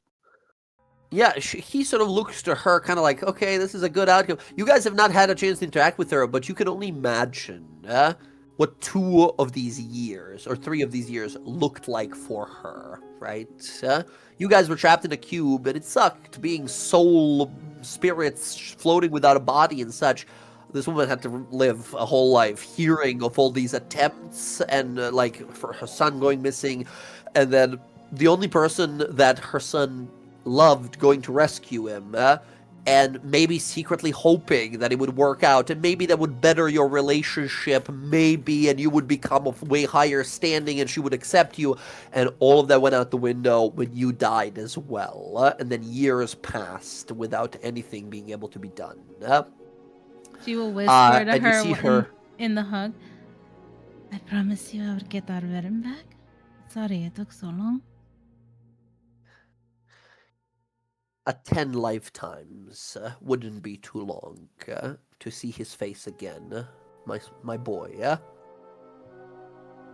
Come, we are throwing a feast, Major Domo. And you see a nicely dressed elven man approaches, says, finest drinks in all of Rasona, finest cooks in all the kitchens and restaurants. I want them brought over, commissioned urgently. We are celebrating return of my son. And she looks down and sees the ring and looks up to you. And she smiles and says, and my daughter-in-law to be. Yes, my lady. And all of them go, huzzah! Huzzah! Long live Taskend Thalis! Huzzah! As they're all celebrating, you see him sort of smile to you and look at you. Again, she hugs both of you guys, and you just see tears down her face. As that evening, you have a fancy, a beautiful sort of banquet organized in a dinner and a sort of incredible food, incredible drinks and such. Or at least, they invite you to it. But at some point, if you wanted to, because you're an elf, you don't need to sleep much. If you want to head back to the keep, you definitely could have. Speaking of which, as you yourself, Talion, Captain, Sergeant, Scout, Captain Talion, make your way back. As the gates to your keep open, you see there currently, stumbling out through the door to sort of look at you, and then calling for the others, exiting forth are 3 Dragonborn. who all three sort of look to you and kneel immediately, as you recognize your sort of the protectors of your home. Here, as you see Brayla, Segi, and Kroger, who all immediately sort of kneel in front of you. Lord Talion, you have returned. Brayla looks over like, my lord, you live still. It is an honor to be in your presence again. See, Braylon, rise. No need for formalities. We have kept your home safe, my liege, in your absence. The queen, the bright queen, never gave it out to anybody else. I believe her hope was that you would return alive. And it seems that while I follow the Platinum Dragon, I can see perhaps that the Luxon has perhaps allowed it. We will inform the chef. Are you hungry? Do you need a bath? Does anything? We will inform Isbil, the major domo, if you needed anything. Yeah. Talion raises his hand to calm him. I am just tired from the long journey I have been on, and I would like just to retire to my room for the evening. Thank you, the three of you, for keeping your vigil during our long venture.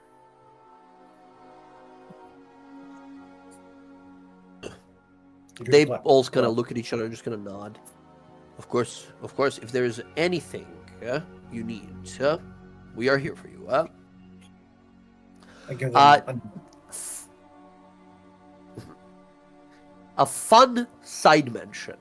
You look off to the side and you're like, holy shit, you see Plig, a gigantic, like 17-foot tall dire boar that like stares at you, massive fucking 7-foot long tusks, a giant jaw, like fur with his bristles, kind of got like vines and thorns growing off on him and off of him. As you see off to the side there, Abren, the groundskeeper that tends to our like mounds and beasts, looks to you and sort of bows his head as in the moment he sees you. Here, as you see, the dire boar has fucking grown up. It is gigantic. It is truly a dire boar now. As you enter inside, you see immediately Isbil, the major domo, the very old dark elven man. My lord, welcome back. We have been awaiting your return with great faith that you would come to us alive. The light of the Luxon has allowed it. Please allow me to prepare you a bath. Thank you. Of course. And I look to Tease and I say, Tease, good to see you. How are you? Tiznan says, good to see you, handsome. And Isabel goes, Tizora? And it's like, my lord, handsome. And she just sort of smiles. The house is spit shining clean all day long, every day. Nothing to worry about. Won't find a speck of dust in all of your absence. Isabel goes, Lady Tizora, that is not how you speak to nobility of high standard like that of Captain Talion. How many times have I told you? And she's like, she's sort of like bored with him. Forgive me. I've been entrapped with my companions for the last 3 years, so it's nice to receive flattery from someone else. Pay it no mind, my friend. Tis? Yeah, Isabel just sort of like to himself, as Tizora just sort of smiles, says, with all due respect, fully intended respect, welcome back, my lord. Good to be back. You see the door opens and your kung fu chef, Dreza, this half-orc like element monk lady, says, whoa, what do we got here? Boss is back. And he's looking hungry. Welcome back, my lord. Is there any delicacy you were looking for? Surprise me. It's been 3 years and I am famished. Very well. And you see her fucking flipping and spitting and fucking ingredients flying all over the kitchen. As upstairs, Talion, up in your room, a bath is prepared for you. Bubbling, hot, clean water that you get to dip yourself in and just feel every muscle in your body that has been straining, for the last, day that you've been running around Feywild, Dark Fey, the fucking insanity that was happening in the cube and all that. All of it begins to melt away. Seeing all those familiar faces. Seeing faces at all. What a great reprieve. You put your spell book to the side. You lay back. You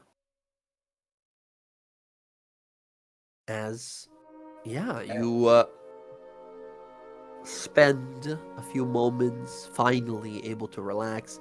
Talion, you see arriving up here for you is a 3-course meal. You are getting what looks to be a set of different it's like a Caesar salad, but with some minor elemental enchantments to make it more cool or spicy depending on what side of the bowl you're wanting.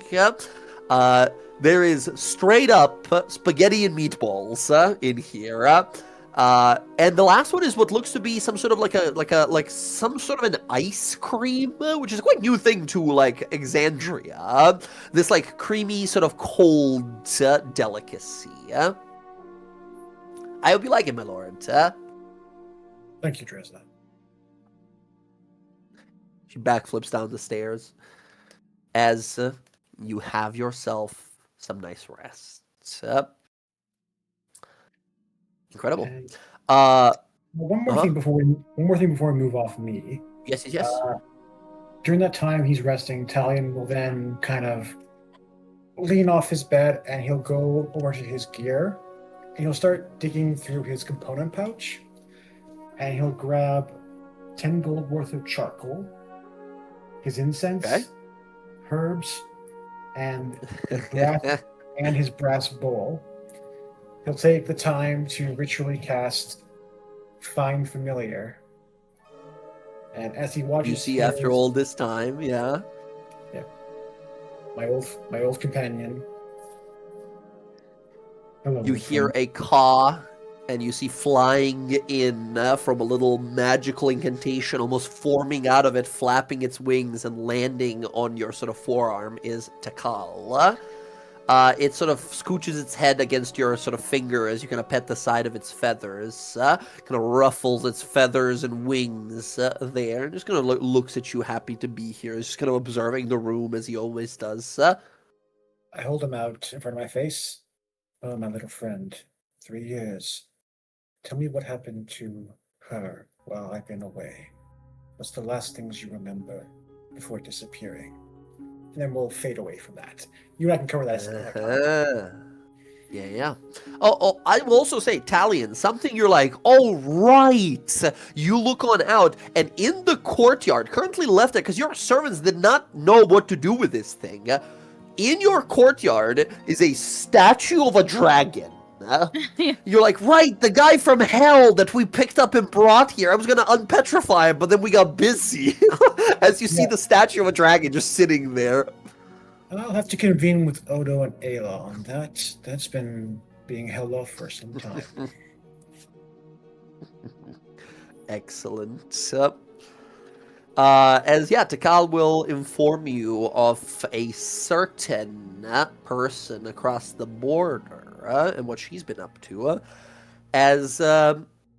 Friends, I think we jump back to Alcina and Alondra. How are we getting home? Well, do we catch you guys the morning after, or are we exiting the alleyway and we're okay, let's go home? I think we gotta celebrate. Yeah. It's definitely a morning after kind of affair, yeah.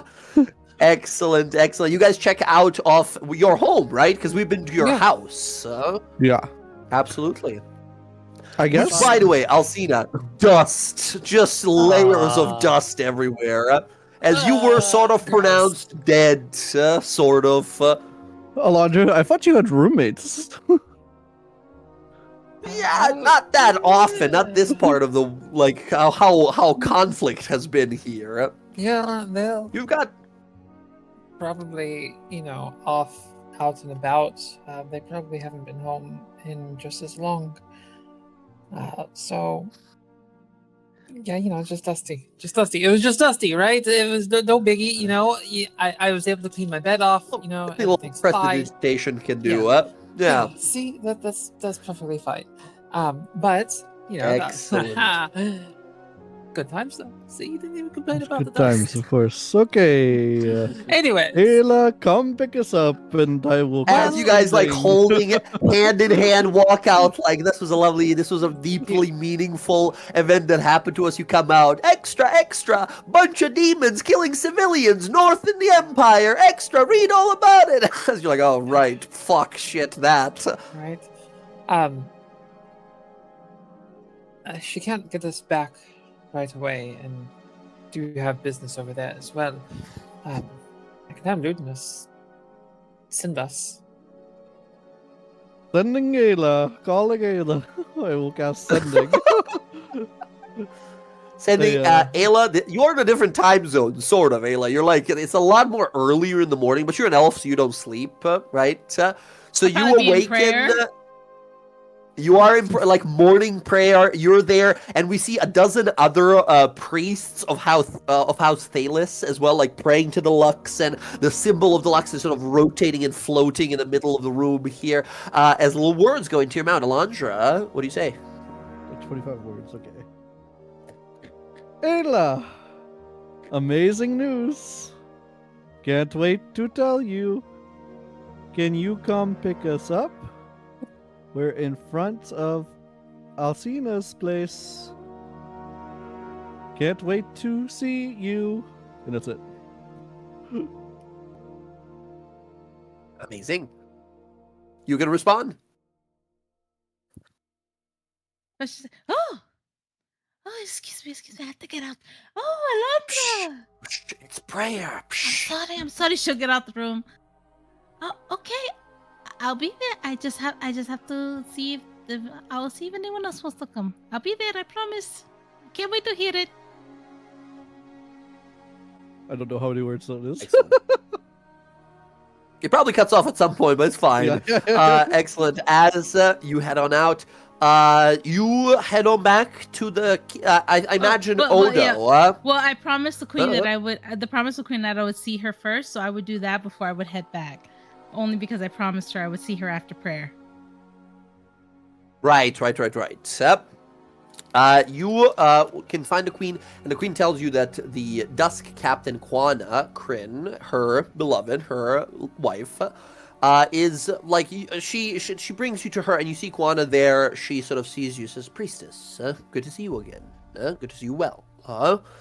And right, this old thing. And she gestures over, and you see that nasty wound she had that sent her into what is basically like coma for a little bit, right? She was like really badly injured. There was this like poisonous wound that stopped her from like being healed for some time until you did a little magic. You see the wound is not festering, it's not like diseased or anything like that. It is just such a deep, powerful wound that most healing is unable to fix it, right? Ayla, you look at it here, and you see this is a debilitating wound here. To fix a wound like this, you would have to provide, in one instant of healing, like in one bonus action combo of healing, let's say, a total of 100 hit points or more. This wound is mechanically giving her disadvantage on attack rolls and halves her movement speed, as the blade struck a little too close to the heart. It was a poison, though, correct? It was, yes.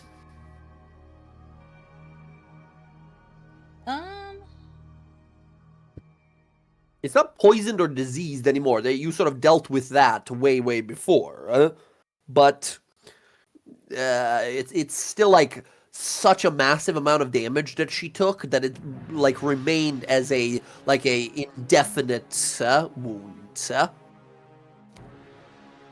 So it has to do like 100 healing points to do that? Which is, I think even you realize, like, Jesus, this is pretty bad. Like, it's a miracle that she survived. She only survived because of, like, quick action of a few individuals, including yourself. But you look at it like, I don't even know, like, I can try, but I don't know if I can do that much healing. You have heard of a spell out there that exists that can do such a thing. There are powerful spells, like Power Word Heal, right? As well, the actual, like, heal spell. But those are, like, 7th and 9th level spells. They're really high level.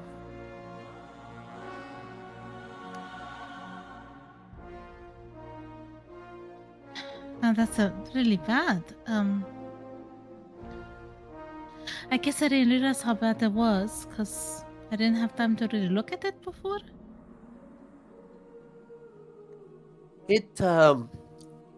She looks over to the Bright Queen, looks back to you, says, I believe in my eagerness to return to my duties, and a few skirmishes we've had to the north, close to Bazzoxan.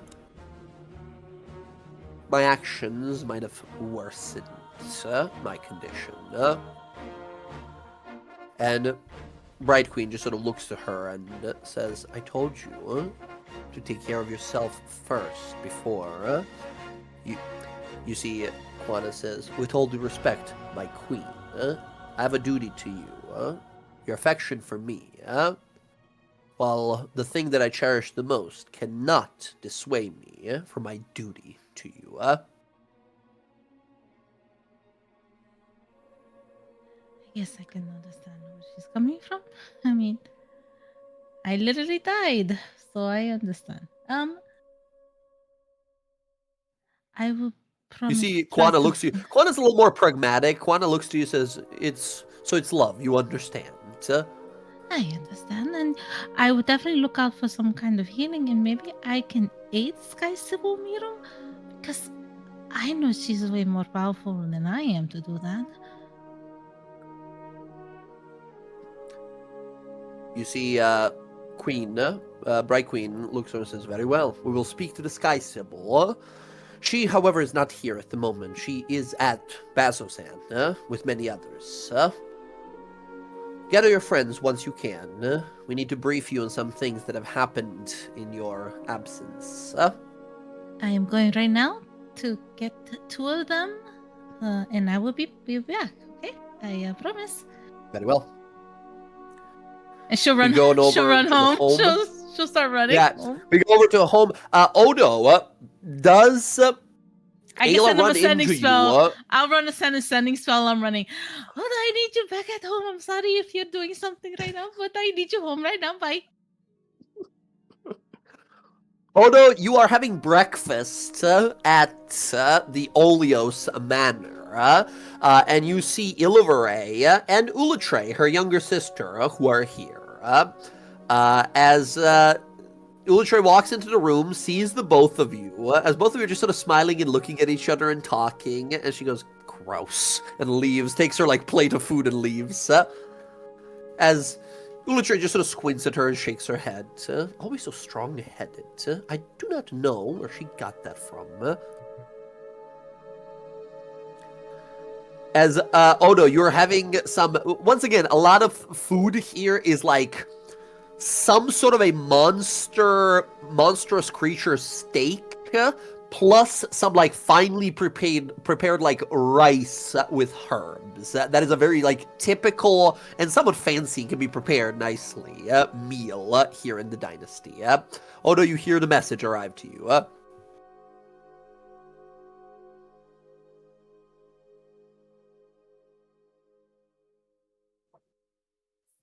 Yeah, I don't Rav, think you there? I don't think I told I don't him he think could Rav's there. respond. You might have had to step away. That's all right. Excellent. He will meet with us in a bit, hopefully.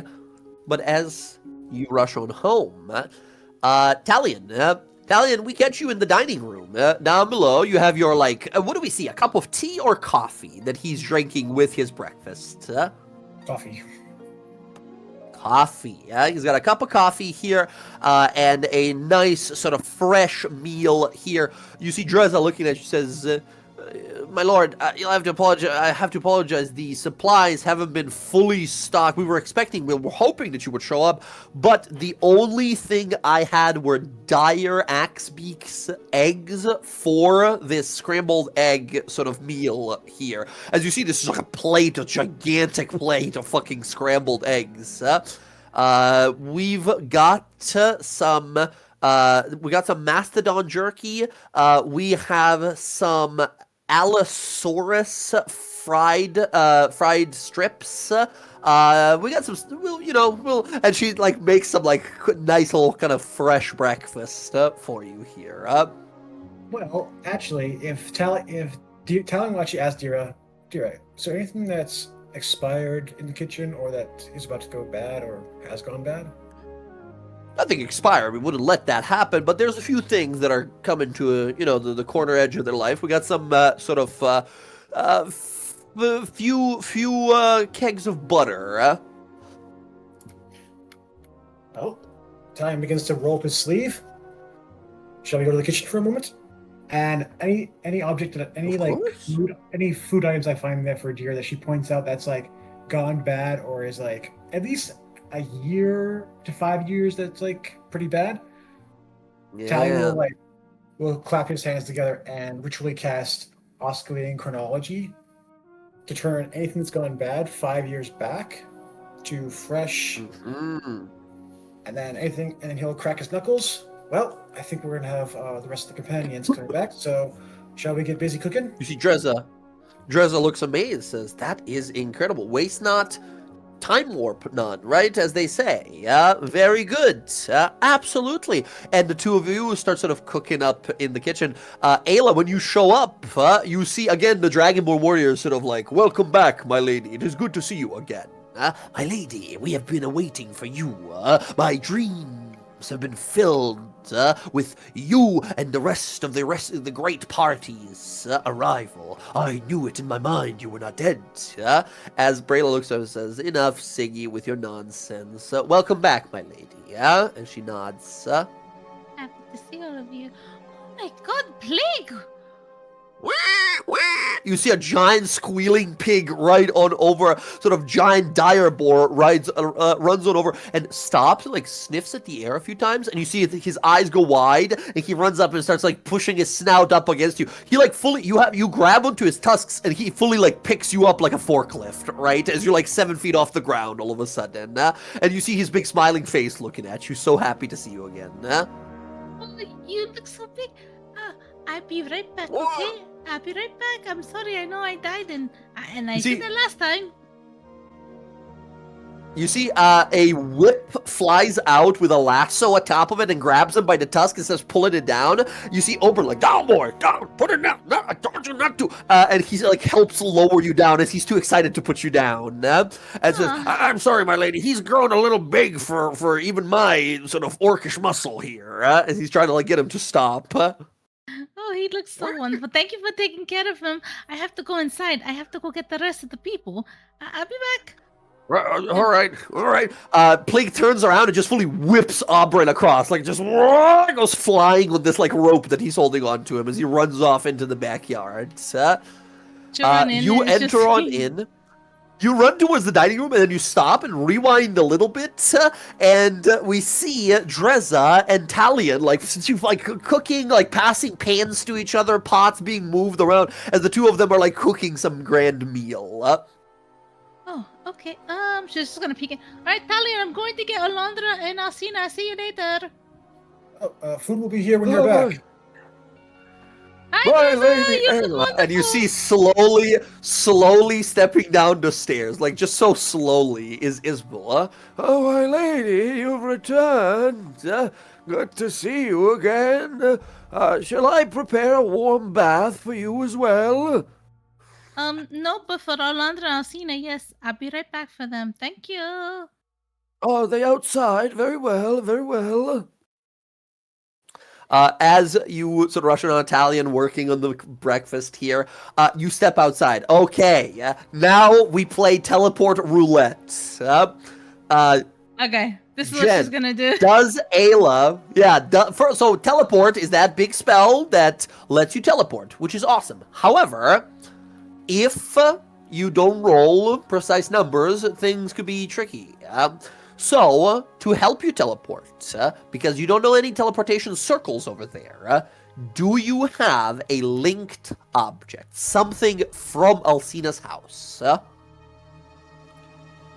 Trying to think that I take anything from Alcina's house. No, This is where I find Holy- out, did you you- commit larceny in my home?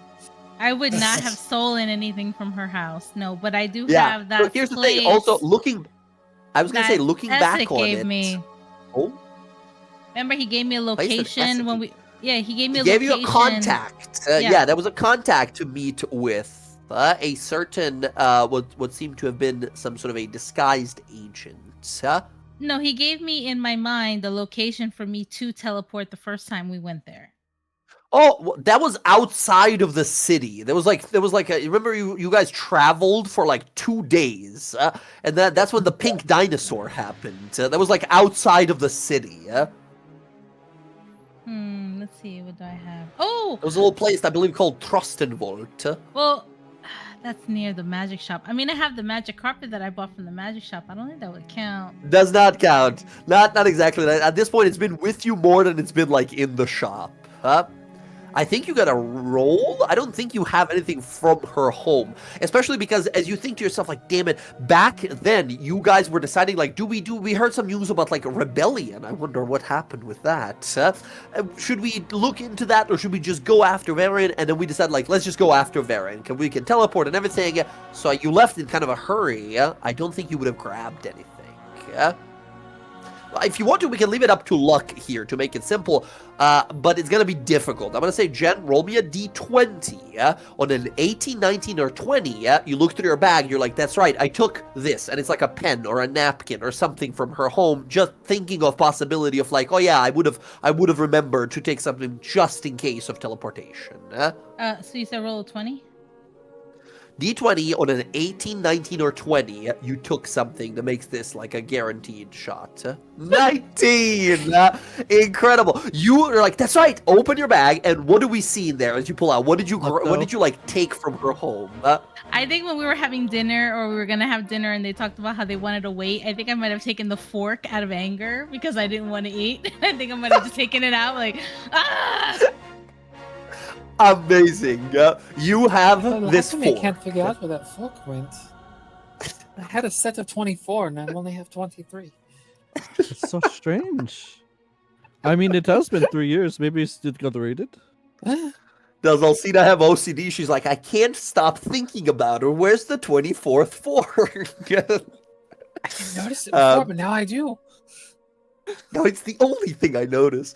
Excellent. Ayla, with the staff of the Voyager, tapping there, concentric circles forming around you, triangles, hexagons, octagons, all these geometric shapes, swirling magic around you, and then whoosh, you vanish. You guys there, standing in front of the house, Alcina and Elandra, you hear this building of energy as you look behind you, and these magical runes appear, and a little light flashes, and you see manifesting in front of you is Ayla. Alondra will. You see a few people on the street look over, like, oh my goodness, what is that? What is happening? Alondra will excitedly like hug her and like be like hopping up and down, like, it's so good to see you. Oh, I'm so happy you guys are okay. I was worried about you. Yeah, no, everything was fine, just a little bit of paperwork, and then we took a little bit longer to spend some time for ourselves and rest, and here we are. I'm so glad you guys had a good rest. Ayla? I'm Alondra? Ayla? I'm so. I don't know what to happened? say. Guess what? And then she will put out her like hand with the rings that have always been there, or at least have been there for. Like, I know, they're so I was beautiful. I was about to say, like, Ayla, you've seen these rings before, and she shows them off to you, like, look, They're and you're like, wonderful. yeah, you had, those are your cool rings. Look closer. Oh, do they look different? Maybe they have a little bit of shine to them. I don't know. Oh, I did you think polish I them? will. You're like, oh wow, that's yeah, cool. Neat. They look exact because also Ayla, you have passive perception of 3 billion, right? So you look at these like, yep, those are the same exact rings. Nice. You still have those. I guess maybe Alundra was afraid she would lose those when we got like resurrected. Maybe they wouldn't come back because they're like face, so maybe they wouldn't. They're special.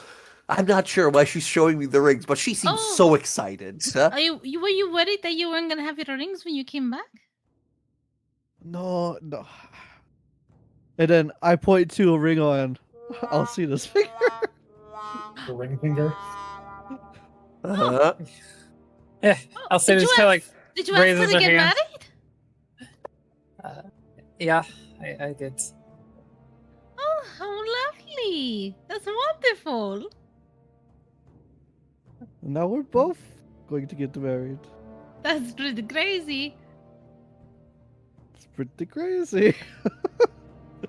Well, I'm just going to sit right here for 4 hours so I can take us back. 4 hours. I have to sleep. I have to sleep to get the staff back. I mean, DM, if I cast the staff with less charges, does it disappear? It says if it goes under 1. No, you can't go. You can only spend the amount you have. You can't spend more than you actually have. So you currently you spend 7 of the 10. And you have 3 left. So you can cast Blink on Misty Step right now. But these charges recover daily at dawn. Dawn was 2 hours ago. Oh no! I thought it said long rest. I don't want to stay here till dawn. This is why I was suggesting another means for us to get there. But she was very excited to get you here. Welcome to She's just Rexington. looking at the Empire like, I don't want to stay here till dawn. All right. Look.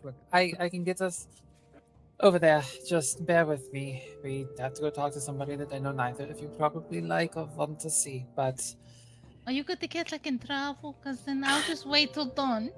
I'm not going to get in trouble. He had already made the offer to help us with our travel arrangements. It just, she was very excited, and how long It's it can be. okay. I'll sit here. Come inside the house really quickly.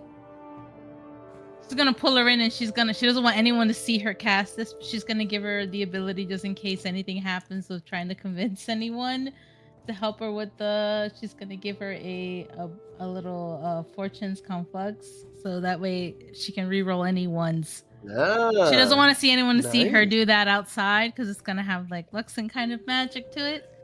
A little symbol of the Luxon on your forehead and then dissipates. That should help you just in case, No, I just really wish I knew of a circle there. It would be so easy. I know the spell. When we get back, I'll talk to Isaac. I'm sure he'll give you a circle. He was very upset about us dying, so he feels kind of bad. Sad enough to teach me how to float like that? I'm not going to make any promises, but I mean, it's pretty cool. Except I think I'd get a little lazy if I had to float everywhere. I think you will gain a lot of weight, Alondra, and then I you won't be able to don't. dance and do your performance, and you have to be ready for Sintra and you to, battle. Oh, she's going down. She No, doesn't I know what mean- hit her. Oh, I don't know. She took your title, from what I understand, so it could be a pretty hard fight. I couldn't defend it. Thank you very much. Cino's like, I know I'm an entirely impartial conversationalist when it comes to this, but I feel like it'd be a hard fight. I just sort of feel like it. I mean, she sounded good when she was fighting and singing. I You don't think I would win, babe? Oof. Ooh, I'm ooh. saying that I think you would have stiff competition, is what I am saying. I'm not saying you wouldn't. You guys do recall Sintra like fucking giga smiting and breaking her own instrument to break open the fucking box that you guys were in. Yep. it's pretty cool. She was Pretty cool. dope. Not saying you're not cool. You're really cool too. I will. Oh, Okay. It seems Well, like a so consolation prize after you telling me I'm- so cool. All I'm saying is that I can understand why you two did so well together. Just She called you my I'll see you- mortal pet. did she say that? Something along those lines. Alcina, you go like, what the and you look down and you see Ayla holding a fork of yours. Oh, oh, my missing fork! There it is. so you remember when we talked and I kind of got upset? I didn't realize I took the fork with me. Which, now that I think about it, was kind of good because I wouldn't have been able to come back. So here's your fork. I just need something else from your house. You remember when we talked 3 years ago and I took a fork from your table? I was kind of My angry at the God. time and I just grabbed it and walked away and I didn't realize it was in my hand. Ah, well, I mean, if we need to get back here, just hold on to it, I guess. Just, it is silver, so don't Alcina. lose it. Alcina, you're very intelligent and know much about Arcana. You're like, does she think it's a tuning fork like you need for teleporting? Why fork specifically? Oh, well, whatever. She's strange. Okay, lady. Alcina. Ayla's strange. All Alcina, right. you make your way out through the city again, back to the spires, back to the temple, and you see meeting you there currently. You don't find Klaus. You do not find Ludinus. He is not in today. He's been summoned by the king.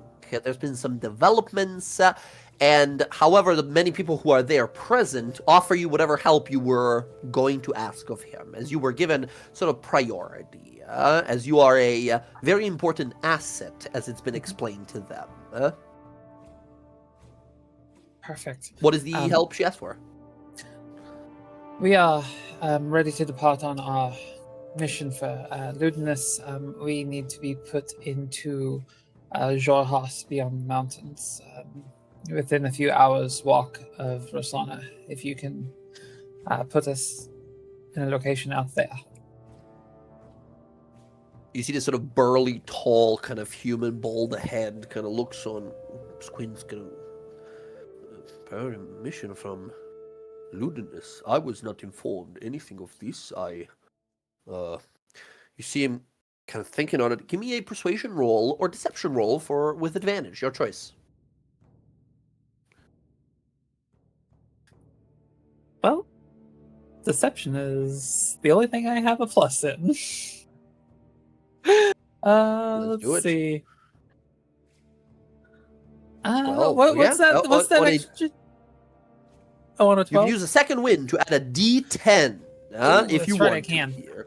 On a 12, I will tell you, this is a partial success where he would be like, okay, but you're going to have to wait a few hours so I can get a confirmation from Ludinus. On a 22, however, he says, right away. We will prepare a summoning chamber and a teleportation. Telemancy specialist will show up in no time. The spell allows up to 10 people to travel with you. Do you have more than 10 people? No, just the three of us. All right. He brings you into a chamber, nicely decorated, everything like runic symbols on the ground, some big crystals in the corners of the room, giant chandelier above. You guys see a teleportation circle. You see a group of mages gathers here. These look a lot less sort of like shadier kind of ones that we've seen around Trendicathon. These are just straight up like in gold and red robes, symbols of the Empire on them as they gather. This big burly guy sort of looks over and says, very well, we can teleport you as close as 7 miles away from within the wastes, away from Hosoda. That is the closest we can get you.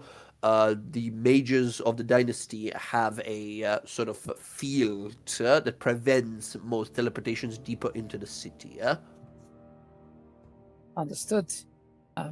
And she's gonna look There to the is other a 1 in two. 100 chance that we teleport you directly in front of a large demon army, because there's quite a few of them right now in the wastes of Jorhas. Understood. We accept the Oh, hi. risk. I will look to the other two, and knowing that they have like kind of like disguise self items, be like, all right, disguise is on, and she's gonna twist hers and assume the form of Kara. Uh-huh. I'm Very gonna- good. I'm gonna send a sending spell because you said 7 miles. Yeah, about 7 miles. That's the closest they can get you, apparently.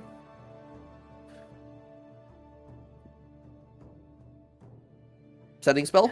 Yeah, To- I'll send it to Talion. Well, you're gonna be a little Okay. late for breakfast. Talion, I could only teleport one way with teleporting 7 miles away from Rosona. If you can send help, please. Thank you. No breakfast. I'm sorry. Talion, what is the amazing, perfect breakfast that you and Dreza have made as you realize, like, oh, they're not going to be able to make it for a few more hours, probably, yeah? What do we see, right? What's the awesome breakfast? Think Denny-style buffet, but like gourmet.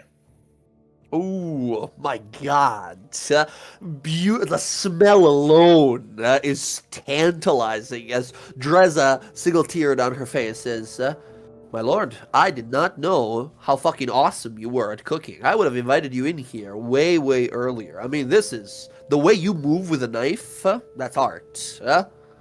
As Talion, you're sort of like distracted for a moment as you hear the voice in your head, as you look at this wonderful meal you've prepared. You're like, well, if I do it fast enough, if I get them fast enough, we can keep this. It'll still be warm. Italian kind of gives a little smirk. Well, looks like I have to go get our friends. They appear to be stuck. Well, actually, first I'll respond in my head to the message. I will go fetch the new what do they call not wyverns, but the what red is. Oh, the what? Sorry? Dragonelle? Dragonelle? Oh yeah, the things that are flying around, they're not wyverns, they don't have like the scorpion tail, Yeah. but they're kind of like Skyrim dragons, right, where they don't have front legs, they just have sort of have that like wyvern style like claws on the wings. They're called dragonettes. Dragonette. And I assume the dynasty has at least a battalion of them on hand. Or? Talion, you're a captain. You can just say, "Get me a dragonette," and someone's gonna get you a dragonette, huh? Yeah. So I look over to Dreza. Well, it looks like I'll have to rewind time and make this food hot again because I have to go get our friends. Dreza, pleasure to work with you. You have to teach me how to do that. That is such an incredible ability. Talion will like dust off all the flour and all like the food scrappings. Does he have an apron on? Was he like in an apron the whole time? Oh yeah, he's got an apron. Is there anything written or does anything say on the apron?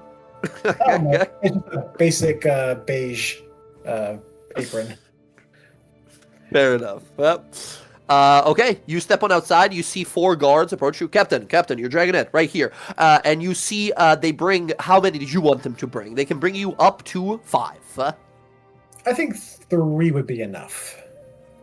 Okay, 3 dragonettes they bring over. They're all kind of like brownish gray scales on them, and they just roar a few times and then lower their heads to you as you mount on one of them easily and take off. Okay, back in the Empire. We are ready to begin.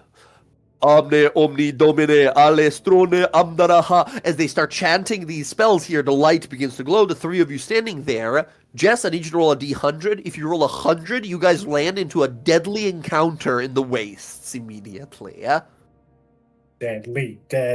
93, so it's not 100. A little close, but no. You appear, you look around, you see something in the wastes moving, the hot wind, the sun beating down immediately, the spikes emerging from these like spiked fields, these horrible barbed fields that we've gone through before. You see something walking through the area. All of you look over, drop something, something drops, like a rock in your gut, this horrible feeling. You look out and you all kind of get ready. Oh my god, what is it? A single headless skeleton just kind of wandering aimlessly through the wasteland, just kind of walking around, bumping into cacti and falling over. We're safe. As you guys... We walk, I guess. You guys walk. Talion should be coming soon. Absolutely. As you guys look on up and away, you see shadows, specks of dark brown in the sky, yeah? And surely to enough, descending towards you. Uh-huh.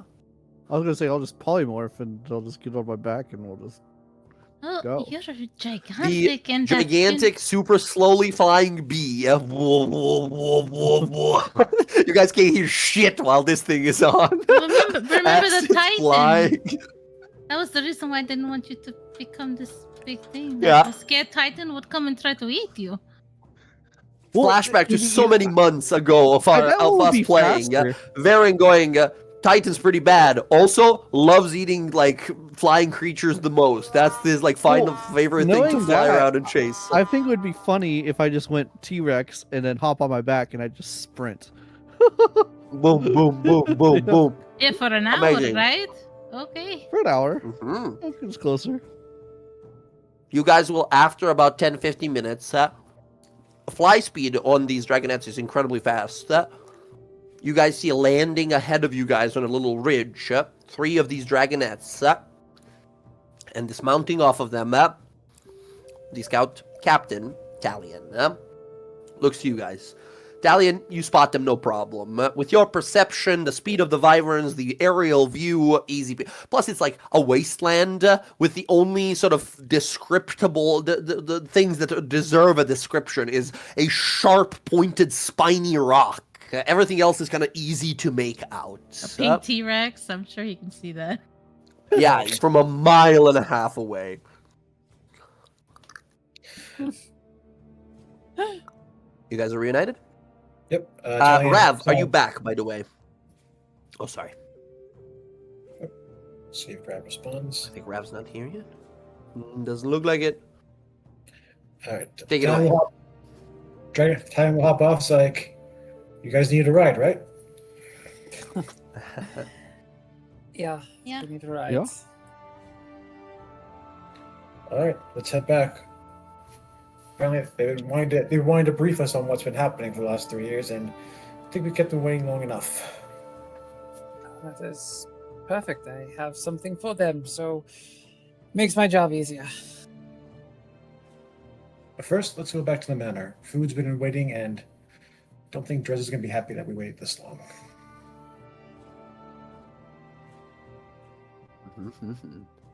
You guys fly on back. We see dragonettes flying over Rasona and then landing in the courtyard here.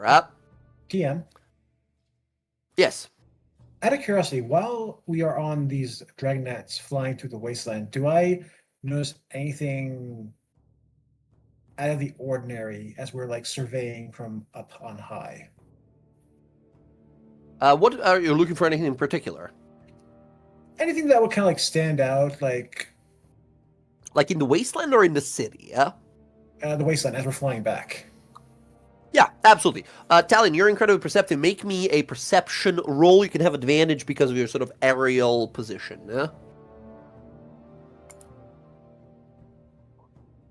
You know what? I'm gonna need inspiration. Gonna reroll that. Okay. Give it a reroll. 24. Goddamn! Absolutely incredible. 24. Talion, you see far to the north of here, dark smoke. Hundreds of smokes rising like dark, shadowy pillars into the heavens above. All originating on a 24, easy enough to discern. All originating from a place that you've heard about many times, but we've never actually visited, called Bazosan. And I'm talking like, like almost 100+ miles away. You are seeing this. As you see the ground, even from this distance, through the sort of heat and haze, that mirage effect has began to slowly turn red. You have to imagine that the report you're going to receive will have to greatly deal with what's been happening at the, as people here call it, Bazzoxan, or the Demon Springs. This place, this horrible place that Varen was in charge of keeping sort of like contained for years. A place where demons constantly pour out into our world. You have to imagine that has been a truly problematic area.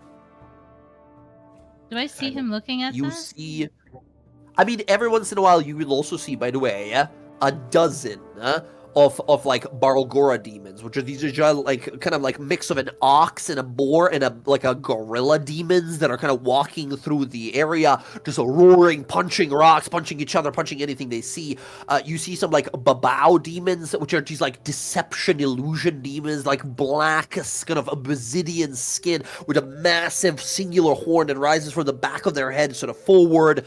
Some Hezro, which are these like giant spiked frog demons that are just sort of you see a lot more demons in the wasteland here, and it doesn't look like they're friends. Like sometimes you will see these demons spot each other and then immediately start fucking beating the shit out of each other on sight, right? They're not working together, they're just attacking the closest thing. And you see barely any, like you don't see in this like 20-30 minutes you're going from that high up any travelers of the road. People are seemingly very scared and very cautious of actually traveling the roads towards Rasona or away from it. Stallion just like says under his breath, "Buy the platinums."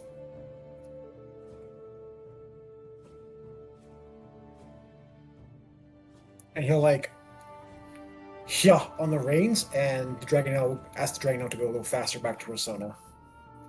A burst of wind behind you as all of you continue to fly. Yep. And yeah, I think, Ayla, you glance on back. You're very perceptive as well. I think all of you can kind of see it in the haze, but I think Talion and Ayla, you're the only one who see, like, the bloody red coloration to the ground. A lot of blood has been spilled over there. You all return to your keep. All right, Talion, or I guess Will, roll me a d20. On a 11 or above, the food is still warm. This is crucial. The food is cold. Damn it.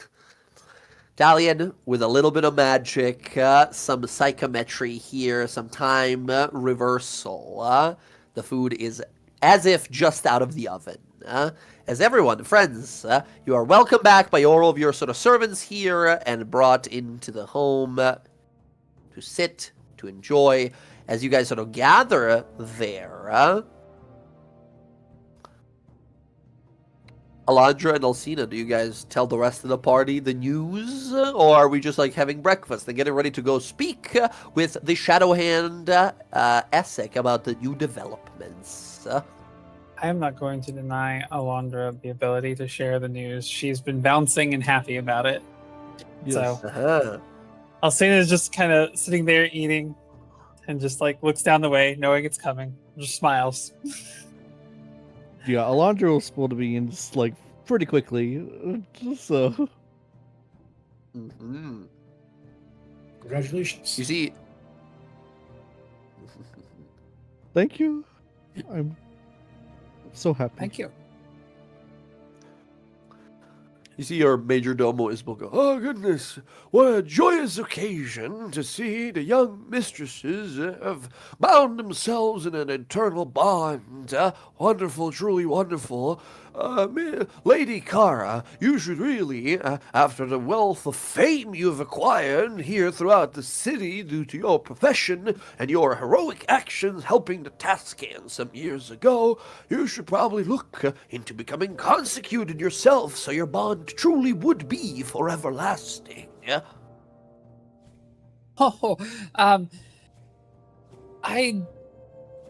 don't know if that is for me, or I don't know if that's really for me. Has this like big smile and the symbol of Luxon around his neck, and he just sort of gets serious as I'm not. I'll be in the trying... kitchen. No, He walks out slowly. No. Oh yeah, yes, do my that. lady. No, Yes. I'm not trying to say that your religion is bad. It's just I'm for the idea of the Luxon, and I think it represents a very beautiful thing. I just don't know if being reborn through the ages is necessarily something I would want to aspire to, because I believe that while life's experiences are to be cherished and are a beautiful thing, I think that they are made more beautiful when there is a finite amount of them to be had.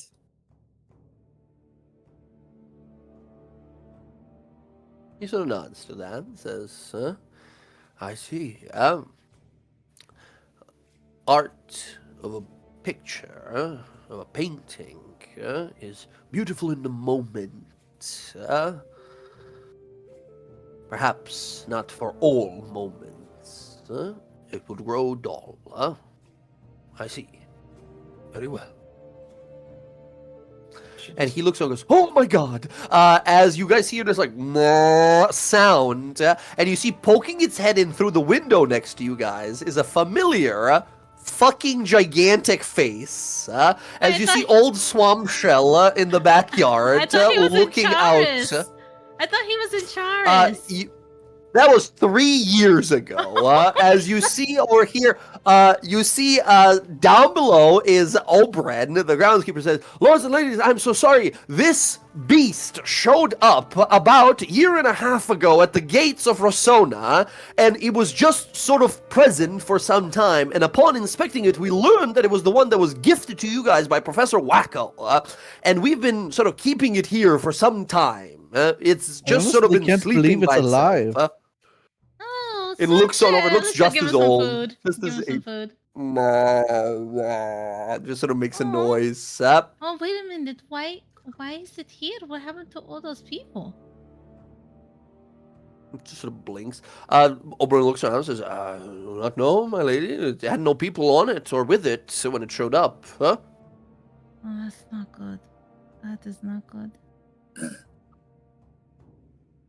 As he just sort of turns to look down. And now Plig, who's like a 17-foot tall thing, looks tiny, in comparison to Swampshell, who's like, 60-foot long, 40-foot tall, kind of looks down towards him. Again, just makes that, like Master Uguay kind of kind face. Han. As he sort of turns around and lays down. He's so sweet. As you guys realize. You guys sort of look on over. You see Isbel comes back after a few hours as you guys are like, all right, we're ready, we're about to leave. Isbel shows up. Lords and ladies, one last thing, if you'd allow. There's been a few missives that arrived over the years. We believe to be from some acquaintances of yours. Many of them are from the other noble houses, sending best wishes after you were sort of disappeared. But some here are from someone called Gron. We have one here from someone called Trog, Storm Speech, as well as someone called Zoria. We have a few of these missives that arrived over the years. So grab the ones from Zoria since she is her ambassador and try to read them. Absolutely. The one from Gron is just his imprint of his face fully caked in dry blood as he just made a smiley face and slammed his face into the paper and just sent it over. Oh, goodness. From Track Storm Speech, it is a novel. It is a novel of Alonso, you could read this. It has been some time. Yeah, absolutely gigantic novel that ends up being well, anyway, that was the 7 adventures I've had in the meantime. I hope you've had a lovely time and day. I do hope you come back from death itself, as I'm certain you are likely to do. Yours, friend, forever, Drag Storm Speech. And the last one from Zoria here, I will of course leave it to Jess to sort of alter whatever details, but it's very straightforward of I heard that you died. That's pretty rough. I wish to fight. I'm gonna avenge you. I'm gonna kill whoever it is that killed you. If I ever find out how you died. I think maybe another letter arrived half a year later of her telling I heard you died in a different kingdom, in a secret dungeon, in a secret cave. I don't know how to get there, but once I figure it out, I'll avenge you. And then Pretty speaking spot about, on.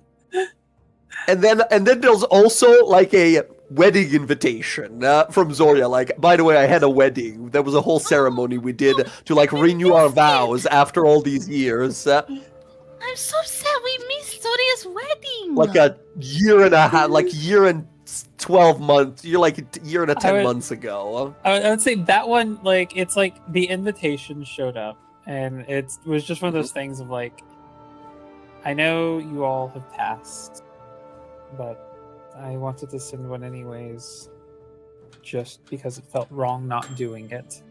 I hope wherever you are at rest and at peace. I miss you all. Ayla's gonna cry. She's gonna send her a message. Yeah. Zoria, we're not dead now. I'm sorry we missed your wedding. We come to see you soon, I promise. I love you. We got your message. Tell We cut Ruka. Sorry. Congratulations. We, like, as you send the message out, you're like, so happy to talk to my friend. We cut on over to a swamp.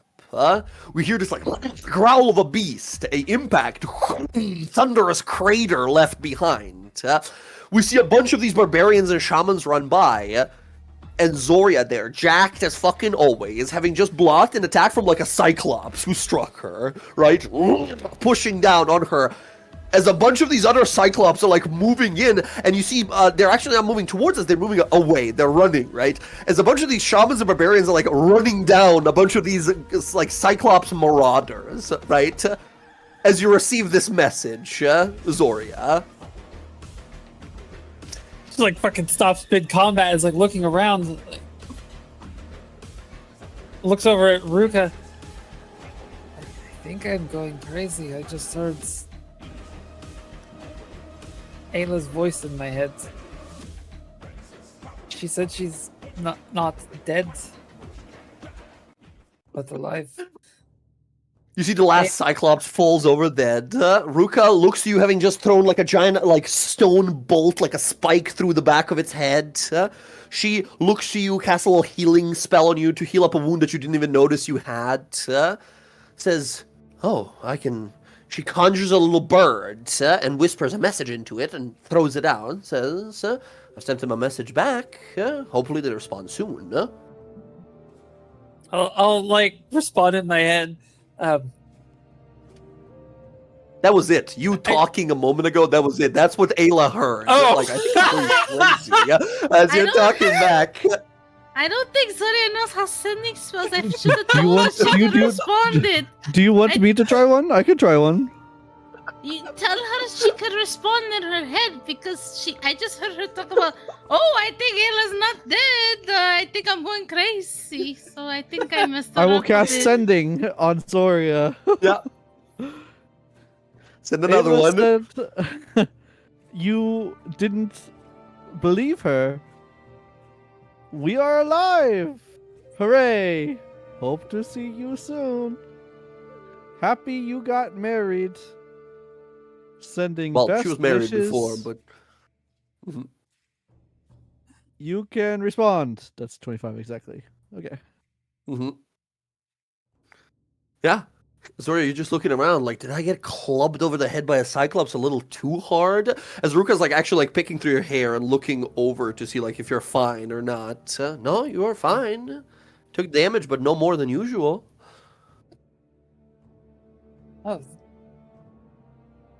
Oh!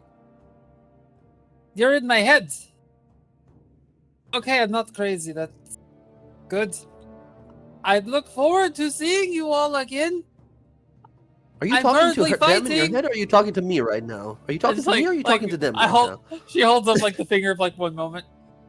Stop. Currently, middle of a fight. Trying to make it seem like they have a chance. I am Kroglog the Despoiler, Cyclops King. I will be your doom. And he rips out a tree, getting ready to fight you. The last words of it is just "fuck you, Kroglog." Like, And throw yourself out at him. As you hear that, you're like, what the? Okay. Who's Kroglog? She's okay though? She sounds fine. She sounds great. Fighting Cyclopses, I believe. Oh. Is it Cyclopsi? Cyclopses? I don't know. Alcina, I do you have- know? You You're know so anything about genuine for me, Cyclops? like, I don't know. I know Uh, a bit about them. I've encountered them. If they're in a herd, they're just called Cyclops. But that's one Cyclops. Apostrophe. Yes, that it's both singular and multiplicative. Hmm. Like, you know, You see his beluga, you have like, a it's one of those Minotaur words that in end a with an group. There are a S. bunch of Minotaur. Yes. Right. They're not special like geese, you know, you don't call them a gaggle. What about this Wagron? Does this mean that he's bleeding, or is he just sending us a picture of his face? Oh, that I believe is a traditional orc hello. Oh, that's really nice. Got back to like 2 years. Another orc is holding a piece of paper up against the wall, and Ron's like, hold it. He drops the paper, he fucking headbutts the wall, bloody face. Like, no, you missed, put it back again. Boom, again, until it worked, right? As you're like, oh, okay. We got his bloody face, dried bloody face. But it's a smile. You can see a big smile on it. I'll Nice. check in on him tomorrow after we talk. Sending to you the well queen. wishes, I believe. Hmm. You speak Orcish, very good. Well, I know what bloody smiles mean. That was a We good have- fight. Look at all these people who sent us messages when we passed away. It's really nice. Which, by the way, there is like hundreds of messages here. And we're talking like, these are messages from like so long ago as well. Like there are messages from hosts of Yggdrathot as well. You guys look around, and there's a message from a few people here. See, like, hello, this is Ari, the barkeep at the Singing Dragon in Yggdrathot. Wishing you all the best. I heard a terrible thing that has happened to you. Oh no, it's terrible what happened to you. Like a few of these messages that arrive here. You get a little message from Light Speaker Ziande, who was the priestess of the Luxon in Yggdrathot, if you guys even remember her. Bunch of people. You guys heard that Yggdrathot was also one of the places that was sort of like attacked by those like marauding orcs before. You guys have gone through and visited a lot of different places and a lot of different people, and you have a lot of messages from the. You have a message from Bolbara here as well that says, "Goodness, such a terrible ending for such a fine group. You deserved much better. No curse I can conjure can measure up to what I wish for that one that brought you down. I wish you eternal rest."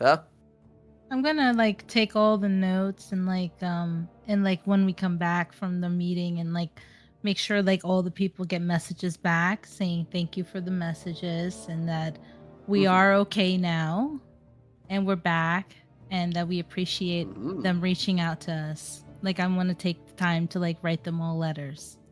Yeah. It is touching in a way, and it's almost kind of reflecting on all of your missions and adventures that you've gone through, right? Looking through all these names, you're like, oh my god, that one person that I talked to that like few times only while we were at that one place. Jeez, looking through all of this, right? As you guys hear a carriage arrive in the front, a fancy really- nobleman alike. Really quickly, do we have a letter here from Morgana? I don't know, maybe, but I'm not sure. She sort of disappeared, went off on her own, pursuing her own sort of goals. So you know what? Sunday game, we'll check in. We'll ask Emily, whatever she says. Which, for Will here, Morgana is the character that player we had that plays in our like other Sunday game, Emily, that she played, and she sort of had to leave because of time scheduling problems and stuff like that, right? So maybe, who knows? But yeah. I'm gonna run upstairs Friends, really quick and change my clothes really quick. She's gonna change into the armor in her picture. She wants to go and she's gonna Gotcha. throw her laundry shit and find something nice. Nice. All right, incredible. Rav, quick check. Have you been here? You here, friend? You've Yeah, not been I'm here. talking if you've been here. Okay, gotcha. Sorry, I referred to you a few times there and you weren't around, so I assume you got busy or something. Sorry. So, No worries. my question. All So I right. used my disguise to get in just to make things easy. Would it be better, in your opinion, to be Kara in front of the queen, or to be Alcina in front of the queen? I think you should be where you feel comfortable. You feel I mean, comfortable she as knows. Alcina. She knows. She saw you mean, already. you kind of got out. You kind of got outed at the ball 3 years ago. So I understand. I'm just, would it be bad on her to have me I think seen you in her presence? No, because you went and you died to try to save Varen the way you are. Fair enough. All right. Carriage with guards, royal guards, arrives outside. Yep. Drawn by decorated and saddled moorbounders. You guys all hop on in, and you see inside waiting for you guys already is Varen. Looking much better, everyone. Glad to see that we've all made it out of this. Although I'm afraid, with what my brother has told me, brief few details that he said he would rather leave for this meeting we're about to have, things have been rough on both sides of the border. I But- do have. I do actually have information to add to that I was able to learn from our side of the world. when I went Good. to go retrieve Ayla, Alondra, and Alcina, we happened to get a glance in the direction of Basilzan, Varen. It was not looking good. Bad. Yeah. It's unfortunate. I was blessed. Well, and you hear the carriage kind of moving at this point. He says, I've trained as hard as I could all my life to be of use to my dynasty. And in a way, I've sort of achieved that, being able to prevent the many atrocities that would happen and emerge from Bazzoxan. But in my kidnapping and absence for all these few too many years, all manner of horrors have emerged. And just recently, just very, very recently, is, I believe, an acquaintance of both of ours. Essek will debrief us fully, but you all remember the matron mother, Viverk Tan, yes? The matriarch of Doomeran, the one that you all had the final showdown with at the Red Throne. Mhm. Yeah, she was there when we came out of the portal. She was a Drider Indeed, now.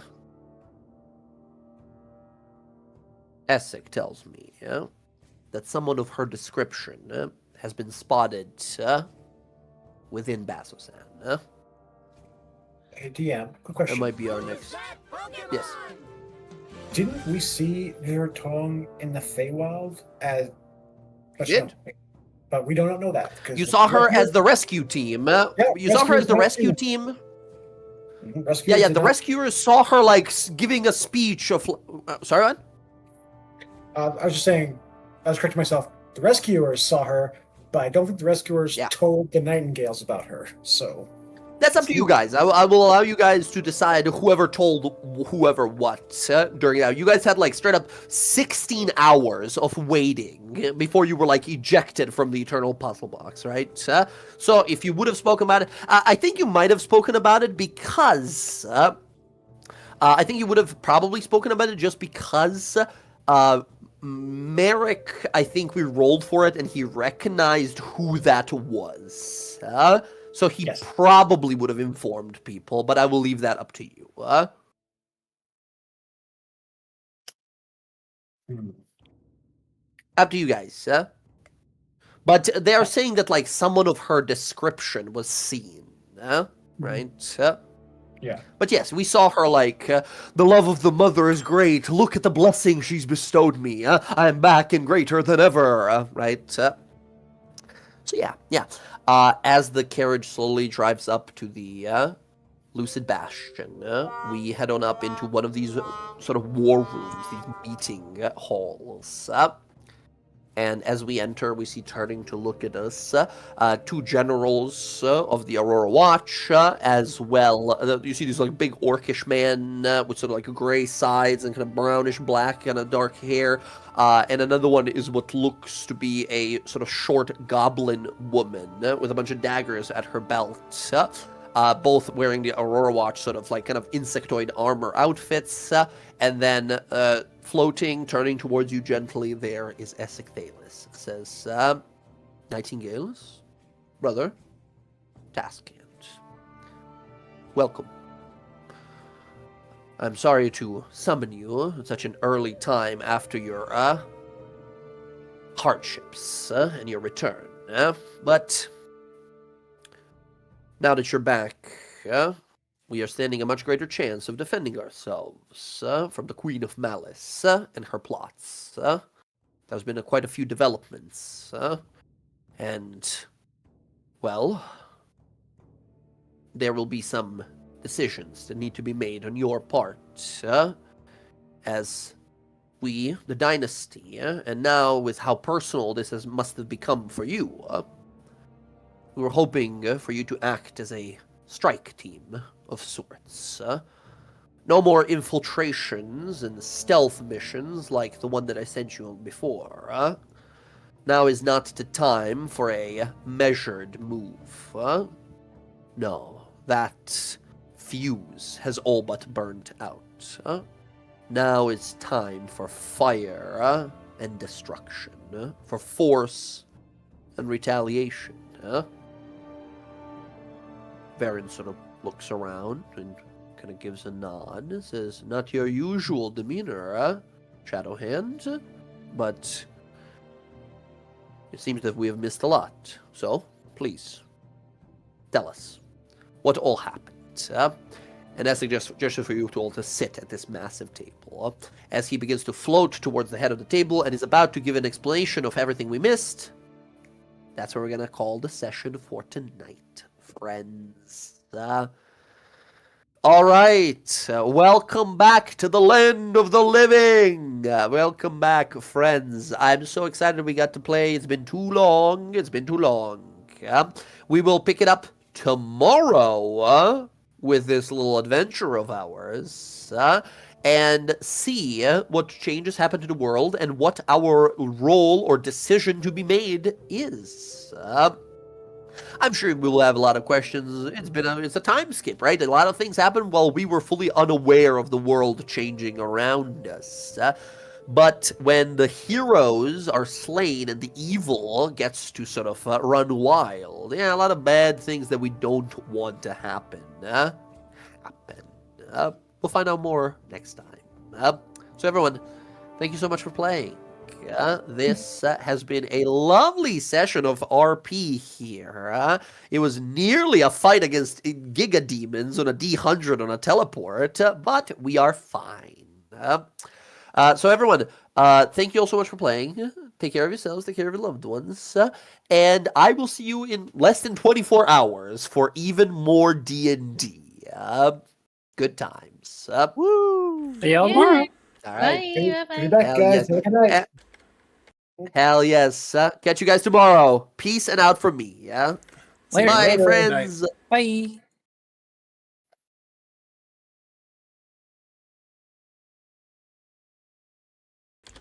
Okay, everybody, that was our Wildemount campaign. Usually we play on Thursdays, but because of the holidays, we decided that we're going to do a back-to-back session. So tomorrow we'll be picking up this session. Now that we're back together and back from the dead, should be interesting. Let's see. Maybe on.